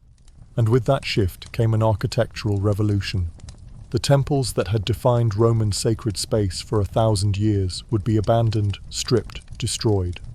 The gods who demanded blood sacrifices would be replaced by a god who'd been sacrificed himself. And the buildings, the architecture of worship, would transform completely. Tonight, we're watching Rome's greatest architectural pivot, seeing how Christian needs demanded new spaces, how Roman engineering, perfected over centuries for pagan temples and public monuments, was adapted to serve an entirely different cosmology. This is architecture reborn. The same concrete, the same arches, the same knowledge, but serving a new god, a new theology, a new vision of what sacred space should be. Let's see how it happened. Constantine didn't just tolerate Christianity. He embraced it. And emperors who embrace religions build. His first major Christian commission was the Basilica of St. John Lateran, begun around 313 CE. This would become Rome's cathedral, the Pope's church, technically superior even to St. Peter's. But here's what's crucial. Constantine didn't invent a new building type. He adapted an existing one. The basilica. Remember basilicas? Those rectangular halls with columns dividing the interior into a central nave and side aisles, originally built for law courts and commerce. Christians took that secular form and made it sacred. And it worked perfectly. The rectangular plan allowed large congregations to gather, hundreds of people, all facing the same direction toward the altar at the far end. The columns created rhythm and directed sight lines forward. The raised roof over the central nave, punctured with windows, allowed light to flood the space. This was different from pagan temples. Roman temples were houses for gods, not congregations. Only priests entered the inner chamber. Worship happened outside, at altars in the open air. Christian worship was communal. Everyone needed to be inside, to hear scripture read, to participate in the Eucharist. The basilica, designed for crowds, for communal activity, was ideal. So Christians took a building type invented for commerce and law, stripped it of pagan associations, and repurposed it for worship. Architecture as conversion. The Basilica of St. John Lateran was massive. Over 300 feet long, 180 feet wide. 5 aisles, a central nave flanked by 2 aisles on each side, separated by rows of columns. The columns weren't new. Constantine looted them from pagan temples. Marble and granite columns carved centuries earlier to honor Jupiter or Mars, now supporting a Christian church. This wasn't just practical recycling. It was symbolic conquest. The old gods' temples dismantled, their materials repurposed, their power transferred to the new god. The roof was timber, massive wooden trusses spanning the nave. No concrete vaults yet, not in early Christian basilicas. Timber was cheaper, faster to construct, and created a different acoustic environment. Sound in a timber-roofed basilica is warmer, less reverberant than in a stone-vaulted space. Perfect for the spoken word, for scripture reading, for preaching, all central to Christian worship. The floor was decorated with geometric mosaics, simpler than pagan designs, but still beautiful. The walls were plastered and painted, though most of those early frescoes are lost. And at the far end, the apse, a semicircular extension where the altar stood. The bishop's throne sat behind the altar, elevated, visible to the entire congregation. The hierarchy of the church made architectural, but Constantine's most important commission was outside Rome. In Jerusalem, at the site believed to be Jesus' tomb, he built the Church of the Holy Sepulchre. The site was complicated. It had been buried under a pagan temple. Hadrian had built a temple to Venus there, possibly deliberately, to suppress Christian veneration. Constantine's architects excavated the site, removing tons of fill, exposing the rock-cut tomb. Then they built around it. Not a single church, but a complex. A basilica for congregational worship. A circular building, the Anastasis, the resurrection, enclosing the tomb itself. Courtyards connecting the structures. The Anastasis was architecturally revolutionary. A circular plan with a central dome, not as large as the Pantheons, but significant. Columns arranged in a circle supporting the dome, creating a space that focused attention on the tomb at the center. This was new. Roman temples didn't have central plans. They were directional. You entered, approached the altar, performed rituals, left. Linear movement. The Anastasis was centripetal. All attention drew inward to the sacred center. You entered the circle and became part of it, surrounding the holy site, experiencing it from all sides. This centralized plan would influence Christian architecture for centuries.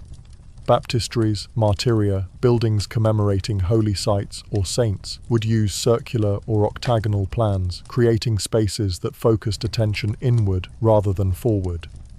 Different theology, different architecture. Christianity was discovering its own spatial language. Let's talk about light.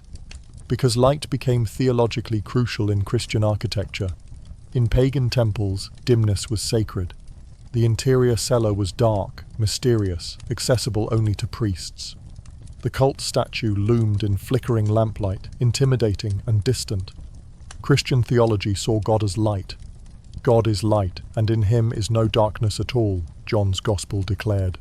So Christian buildings needed light. Lots of it.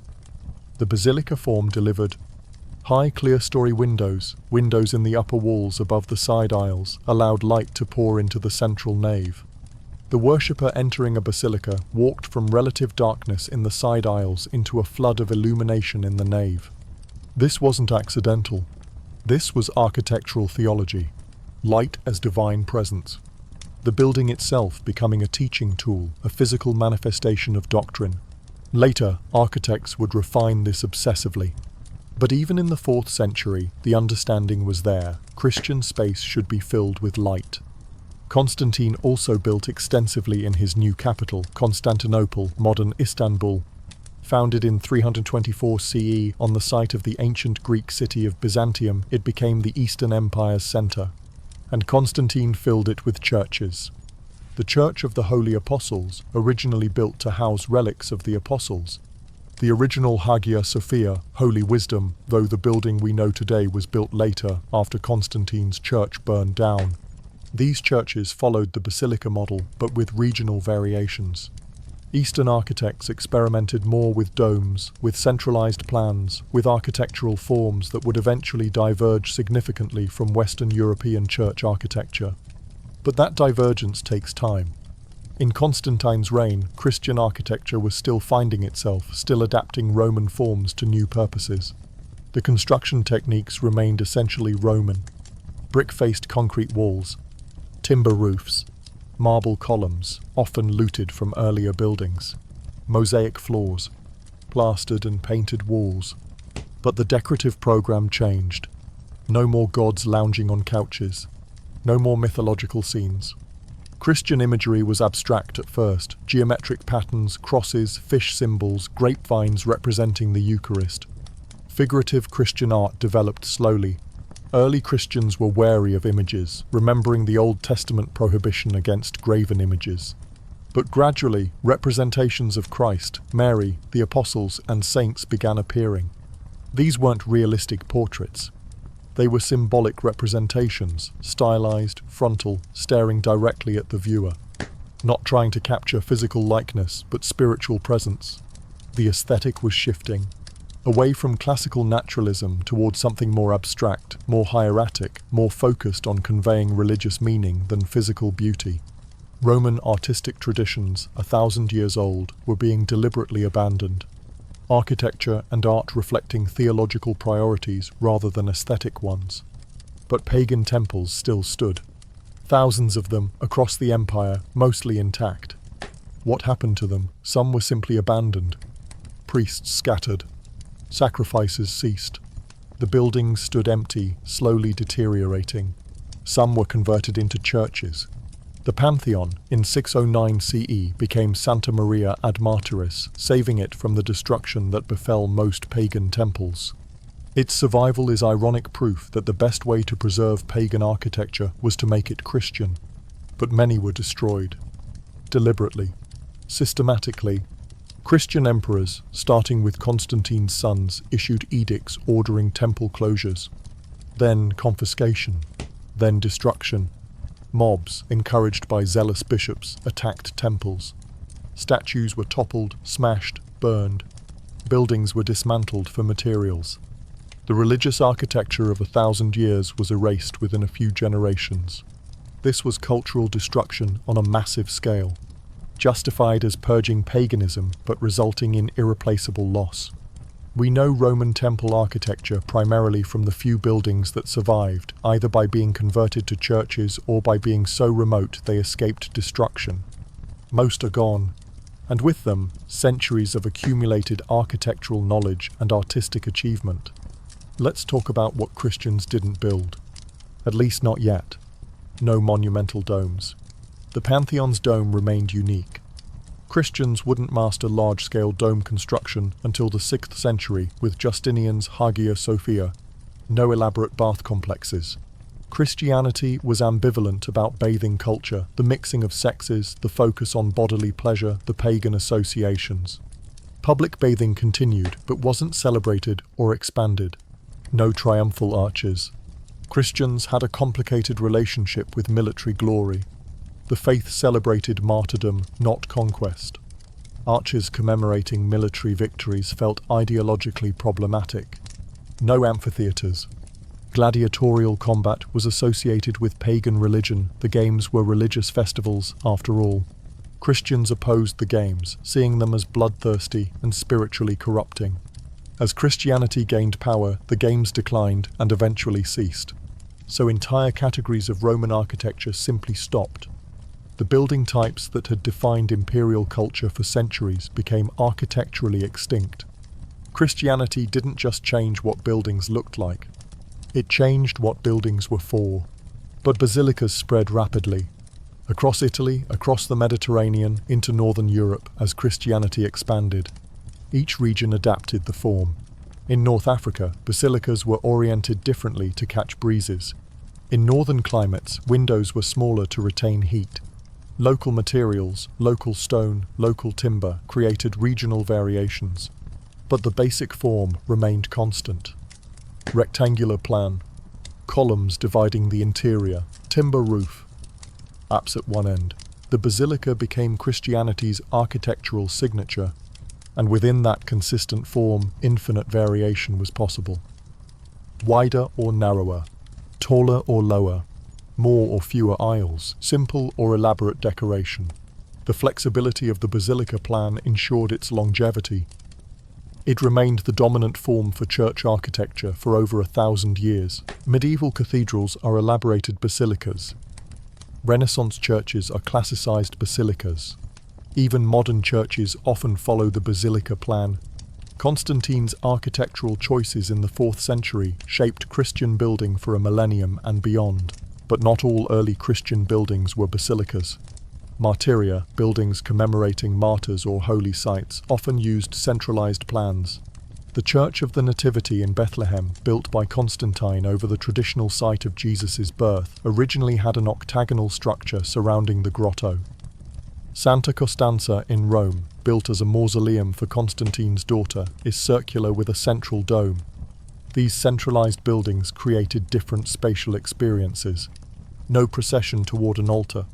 Instead, movement around a sacred center, a more contemplative, less hierarchical space. Baptistries were almost always centralized, octagonal or circular, with a central baptismal font. The octagon symbolized the eighth day, the day of resurrection, of new creation. Baptism as rebirth, architecturally expressed through geometry. So Christian architecture was developing two parallel traditions: longitudinal basilicas for congregational worship, centralized buildings for baptism, burial, and commemoration of holy sites. Both forms used Roman engineering, both adapted existing architectural knowledge, but they created spaces that felt fundamentally different, serving different liturgical and theological needs. By 380 CE, Christianity was the empire's official religion.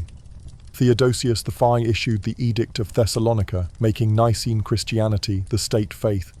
Pagan worship was officially banned. The architectural transformation was complete, or rather, entering a new phase. No longer were Christians building cautiously, adapting existing forms. They were building with imperial support, unlimited resources, and confidence. The great basilicas of this period, San Paolo fuori le mura in Rome, the original saint, Peter's Basilica, were enormous, 5 aisles, hundreds of columns, lavish decoration. These weren't humble gathering spaces. These were imperial monuments proclaiming Christianity's triumph. And the engineering became more ambitious. Larger spans, taller walls, more elaborate decorative programs. Mosaics covering entire apses, gold backgrounds, stylized figures, creating shimmering, otherworldly spaces. Christian architecture was finding its voice, not just adapting Roman forms, but transforming them, creating something new from old materials. Tonight, let that transformation settle. Roman architecture, perfected over centuries for pagan gods and imperial glory, repurposed for a new faith with different values, different needs, different visions of sacred space. The concrete remained. The arches remained. The columns remained. But what they created, the spaces they enclosed, the experiences they enabled, the meanings they conveyed, changed utterly. This is architecture's adaptability, its capacity to serve whatever vision humans bring to it. Roman engineering was never inherently pagan or Christian. It was neutral knowledge, applicable to any purpose. Constantine and his Christian successors understood this. They didn't reject Roman architecture. They baptized it, took the empire's greatest technological achievement and made it serve the new religion. And in doing so, they ensured Roman architectural knowledge survived. When the Western Empire collapsed, when political authority fractured, when cities shrank and literacy declined, the Church remained. And the Church kept building, using Roman techniques, preserving Roman knowledge, adapting it, slowly transforming it, but never completely abandoning it. Christian architecture became Rome's architectural heir. The Basilica of St. John Lateran, built in 313 CE, still stands, still functions, still using that Roman plan, those Roman techniques, that Roman understanding of space. The empire fell. The architecture endured. Because Constantine's gamble, wedding Christianity to Roman engineering, gave both religion and architecture a path to immortality. Let the weight of centuries press down. Feel the ending approaching. It's 476 CE. The date history remembers, though the reality is messier, slower, less dramatic than a single moment suggests. Romulus Augustulus, what a name, combining Rome's mythical founder with its first emperor, has just been deposed by the Germanic chieftain Odoacer. The last Western Roman emperor, a teenager with no real power, dismissed like an irrelevant functionary. The Western Empire is over, not with a bang. With a whimper and a signature on a document nobody really cared about. But the buildings remain. The aqueducts still carry water, though maintenance is failing. The roads still connect cities, though bandits make them dangerous. The Colosseum still stands, though the games have stopped. The Pantheon's dome still curves overhead, though the gods it honoured are forbidden. Tonight, we're watching what happens next. How Roman architecture survived Rome's collapse. How buildings outlived the civilization that created them.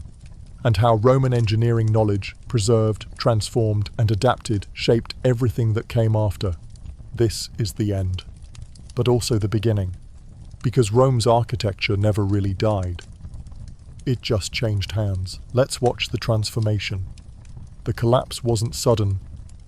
It was decades of slow deterioration, each generation inheriting slightly less than the one before. Infrastructure failing, population declining, economic complexity simplifying into subsistence. The aqueducts tell the story. As central authority weakened, as tax collection failed, as skilled workers died or fled, maintenance stopped. Channels clogged with sediment. Arcades cracked and collapsed. Leaks went unrepaired. One by one, Rome's aqueducts failed. By the 6th century, only one still functioned partially. A city that had consumed 300 million gallons daily now survived on wells and the polluted Tiber. The population crashed. From over 1 million at its peak to perhaps 50,000 by 550 CE, the city couldn't support more without water. The great bath complexes closed. The fountains stopped flowing. The public latrines became unusable. Rome, the most hygienically advanced city in the world, regressed to medieval squalor within a few generations. Architecture requires maintenance. Without it, even the best engineering fails. The Romans had built for eternity, but eternity requires someone to care. The roads suffered similarly. Without centralized maintenance, without organized repair crews, without funding, they deteriorated. Paving stones were looted for other construction. Drainage ditches filled with debris, allowing water to undermine foundations. Vegetation reclaimed surfaces. Some roads remained passable for centuries. The construction was too solid to fail completely. But they became dangerous. Bridges collapsed. Sections washed away in floods. Bandits controlled choke points, extracting tolls or simply murdering travelers. The network that had connected the empire fragmented. Regions became isolated again. Trade declined. Information moved slowly. The infrastructure that had unified the Roman world for centuries ceased to function as a system. Individual roads remained. But the network, the integrated whole that had made the empire possible, died with the empire. Buildings were looted. Systematically, ruthlessly. For centuries, marble was burned in lime kilns, reducing beautiful carved panels to powder for mortar. Bronze clamps were pried from walls and melted down. Lead pipes were stripped from aqueducts, metal roofing tiles were removed and melted. The Forum Romanum became a quarry. Medieval builders hauled away travertine blocks from ancient temples to build churches and fortifications. The Colosseum's outer wall was partially demolished, its stone reused across Rome. This wasn't vandalism in the modern sense. It was practical recycling. Stone and metal were valuable. Ancient buildings were convenient sources of already quarried, already shaped materials. To medieval Romans, the ancient structures weren't sacred history. They were resources. Ancestors had thoughtfully left behind massive piles of pre-cut stone. Why not use it? The temple of Antoninus and Faustina in the Forum survived only because it was converted into a church, San Lorenzo in Miranda. The pagan pediment awkwardly coexists with Christian additions, but the building stands. Christianization as preservation strategy. But some knowledge was preserved. Deliberately. Carefully. By people who recognized that Roman engineering represented accumulated wisdom worth saving. Monasteries became repositories. Monks copied Roman texts, Vitruvius's De Architectura, treatises on surveying and engineering, practical manuals on construction techniques. These copies weren't always understood. Medieval scribes often didn't grasp the mathematics or technical terminology they were transcribing. But they copied faithfully, preserving knowledge for future generations who might, and medieval builders continued using Roman techniques. Not at the same scale, medieval Europe couldn't marshal resources like the Roman Empire, but the principles remained. Romanesque architecture, the style dominating Europe from roughly 800 to 1200 CE, is named for its Roman inheritance. Round arches, barrel vaults, massive walls. These are Roman techniques, simplified and adapted to smaller scales and limited resources. Medieval cathedrals owe their structural logic to Roman engineering. The knowledge hadn't been lost. It had been preserved and was slowly being rediscovered. In the Eastern Roman Empire, what we call the Byzantine Empire, the architectural tradition continued unbroken. Constantinople remained prosperous, maintaining infrastructure, building monuments, pushing engineering boundaries. The Hagia Sophia, completed in 537 CE under Emperor Justinian, represents the culmination of Roman engineering applied to Christian architecture. The dome, over 100 feet in diameter, seemingly floating on light streaming through windows at its base, is a direct descendant of the Pantheon. But it's not a simple copy. Byzantine engineers solved a problem the Romans never fully addressed: how to place a dome on a square base. The solution? Pendentives. Curved triangular sections that transition from the square walls below to the circular dome above. This allowed domes to be placed on any square or rectangular structure, dramatically expanding architectural possibilities. The Hagia Sophia's dome collapsed twice during construction, earthquake damage and structural miscalculation, but they rebuilt it, adjusted the design, made it work. This is Roman persistence, the refusal to accept that something is impossible. If the dome falls, build it again, better. The Hagia Sophia stood as the world's largest cathedral for nearly 1,000 years. Even today, nearly 1,500 years after construction, it dominates Istanbul's skyline, a testament to Byzantine engineering and the Roman knowledge that made it possible. Islamic architecture also inherited Roman traditions. When Arab armies conquered former Roman territories in the 7th and 8th centuries, they found cities filled with Roman buildings. They studied them, copied them, adapted them. The Great Mosque of Damascus incorporates Roman columns and building techniques. The Dome of the Rock in Jerusalem uses Roman mosaics and engineering principles. Islamic architects developed their own sophisticated traditions: pointed arches, complex geometric decoration, innovative dome construction. But the foundation was Roman.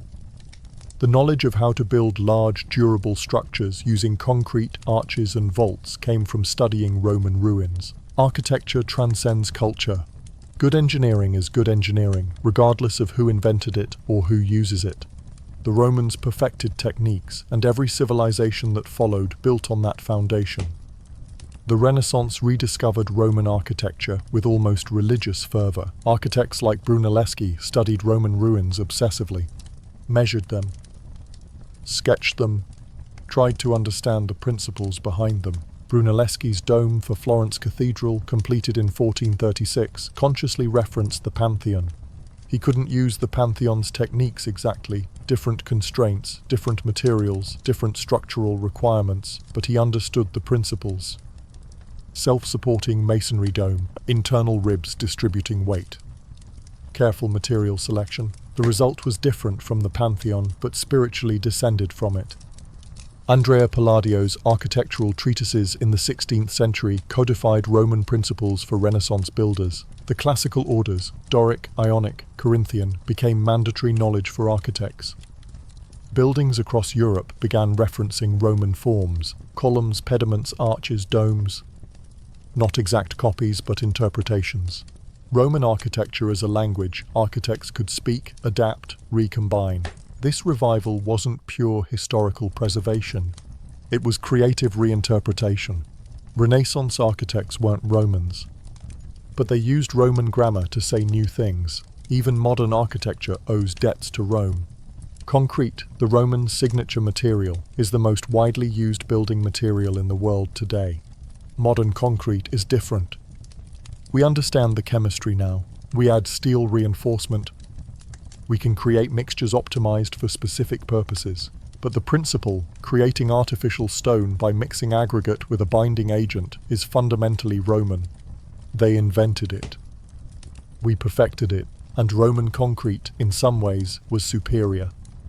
It strengthens over time as chemical reactions continue for decades. Modern concrete typically weakens. Roman concrete could set underwater without special treatment. Modern concrete requires additives. We're still studying Roman concrete, trying to understand exactly how they made it so durable. Some formulations remain mysterious, knowledge lost and not yet fully recovered. Let's talk about what we lost. Because not everything survived. Most wooden structures, insulae, temporary buildings, formwork, scaffolding are gone. Wood rots. Burns, leaves minimal archaeological trace. Most painted decoration is lost, pigments fade, plaster falls. We know Roman buildings were colourful, vividly painted, not the white marble we see in ruins, but we can only guess at original appearances. Technical knowledge of specific techniques vanished. The recipe for the best waterproof mortar, the method for quarrying certain stones without fracturing them, surveying techniques that allowed precise gradients over miles. Much was never written down, passed orally from master to apprentice, lost when that chain broke. We can study what remains. But what remains is a fraction, perhaps 5% of what existed. The rest is rubble, melted metal, powder in lime kilns, or simply gone. Archaeology pieces together fragments. But the full picture, what Rome actually looked like at its peak, how it functioned, how it felt, is lost forever. But Rome's architectural influence persists in ways that go beyond visible copying. The very concept of urban planning, organised street grids, zoned areas for different functions, public spaces for civic life, is Roman. The idea that cities should have public water supplies, public baths, public entertainment venues, Roman innovations that seem obvious now but weren't before Rome. The understanding that infrastructure is government responsibility, that maintaining roads and aqueducts is essential to civilization. This is Roman political philosophy expressed through architecture. Even the word civilization comes from civis, citizen, and implies cities, urban life, the architectural frameworks Romans perfected. We live in worlds shaped by Roman ideas about how humans should organize space. Our cities, however different superficially, follow Roman logic. The fall of Rome was architectural collapse as much as political. When the infrastructure failed, when the aqueducts stopped flowing, when roads became impassable, when public buildings crumbled, civilization regressed. This teaches something uncomfortable. Civilization is fragile. It depends on maintenance, on continued effort, on each generation repairing what the previous generation built. Stop maintaining, and everything decays. Roman architecture was the most durable ever created, and it still failed when people stopped caring for it. The lesson applies today. Our infrastructure, bridges, water systems, electrical grids, requires constant maintenance. Neglect them and they fail. Just like Rome's. Architecture isn't static, it's a continuous process. Building, maintaining, repairing, adapting. Stop and decay begins immediately. Tonight, let the full sweep of Roman architecture settle in your mind. From mud huts on 7 hills to the Pantheon's impossible dome, from wooden shacks to marble palaces, from dirt paths to stone highways spanning continents, they built like no one before them, and no one would build at that scale again for over 1,000 years. The architecture outlived the empire, outlived the language in many regions, outlived the political systems, the religions, the cultures. Buildings remained when everything else changed. Teaching, inspiring, showing what humans could achieve with knowledge, determination, and enough concrete. Rome fell. The architecture endured. Fragments scattered across 3 continents, reminding us that stone, well built and well maintained, can outlast empires. The Pantheon still stands. The Colosseum still dominates Rome's skyline. Aqueduct arches still march across Italian countryside. The roads, some of them, still carry traffic. 2,000 years later, we're still walking paths Romans laid. Still using techniques they perfected. Still trying to understand how they built so well. This is immortality, not through words or laws or conquests, but through stone. Through engineering knowledge, so sound it transcends the civilization that created it. Rome is gone. Roman architecture is everywhere, in every arch, every dome, every city planned on a grid, every aqueduct carrying water, every road connecting communities. They built the world we still inhabit. And the buildings, ruined, adapted, copied, reinterpreted, carry their legacy forward. From mud to marble to ruin to resurrection, this is Rome's architectural story. Built on slavery and genius. Powered by concrete and ambition. Lasting far beyond anyone's expectations. The empire that seemed eternal ended. The architecture, improbably, actually was eternal. Or close enough that the difference doesn't matter.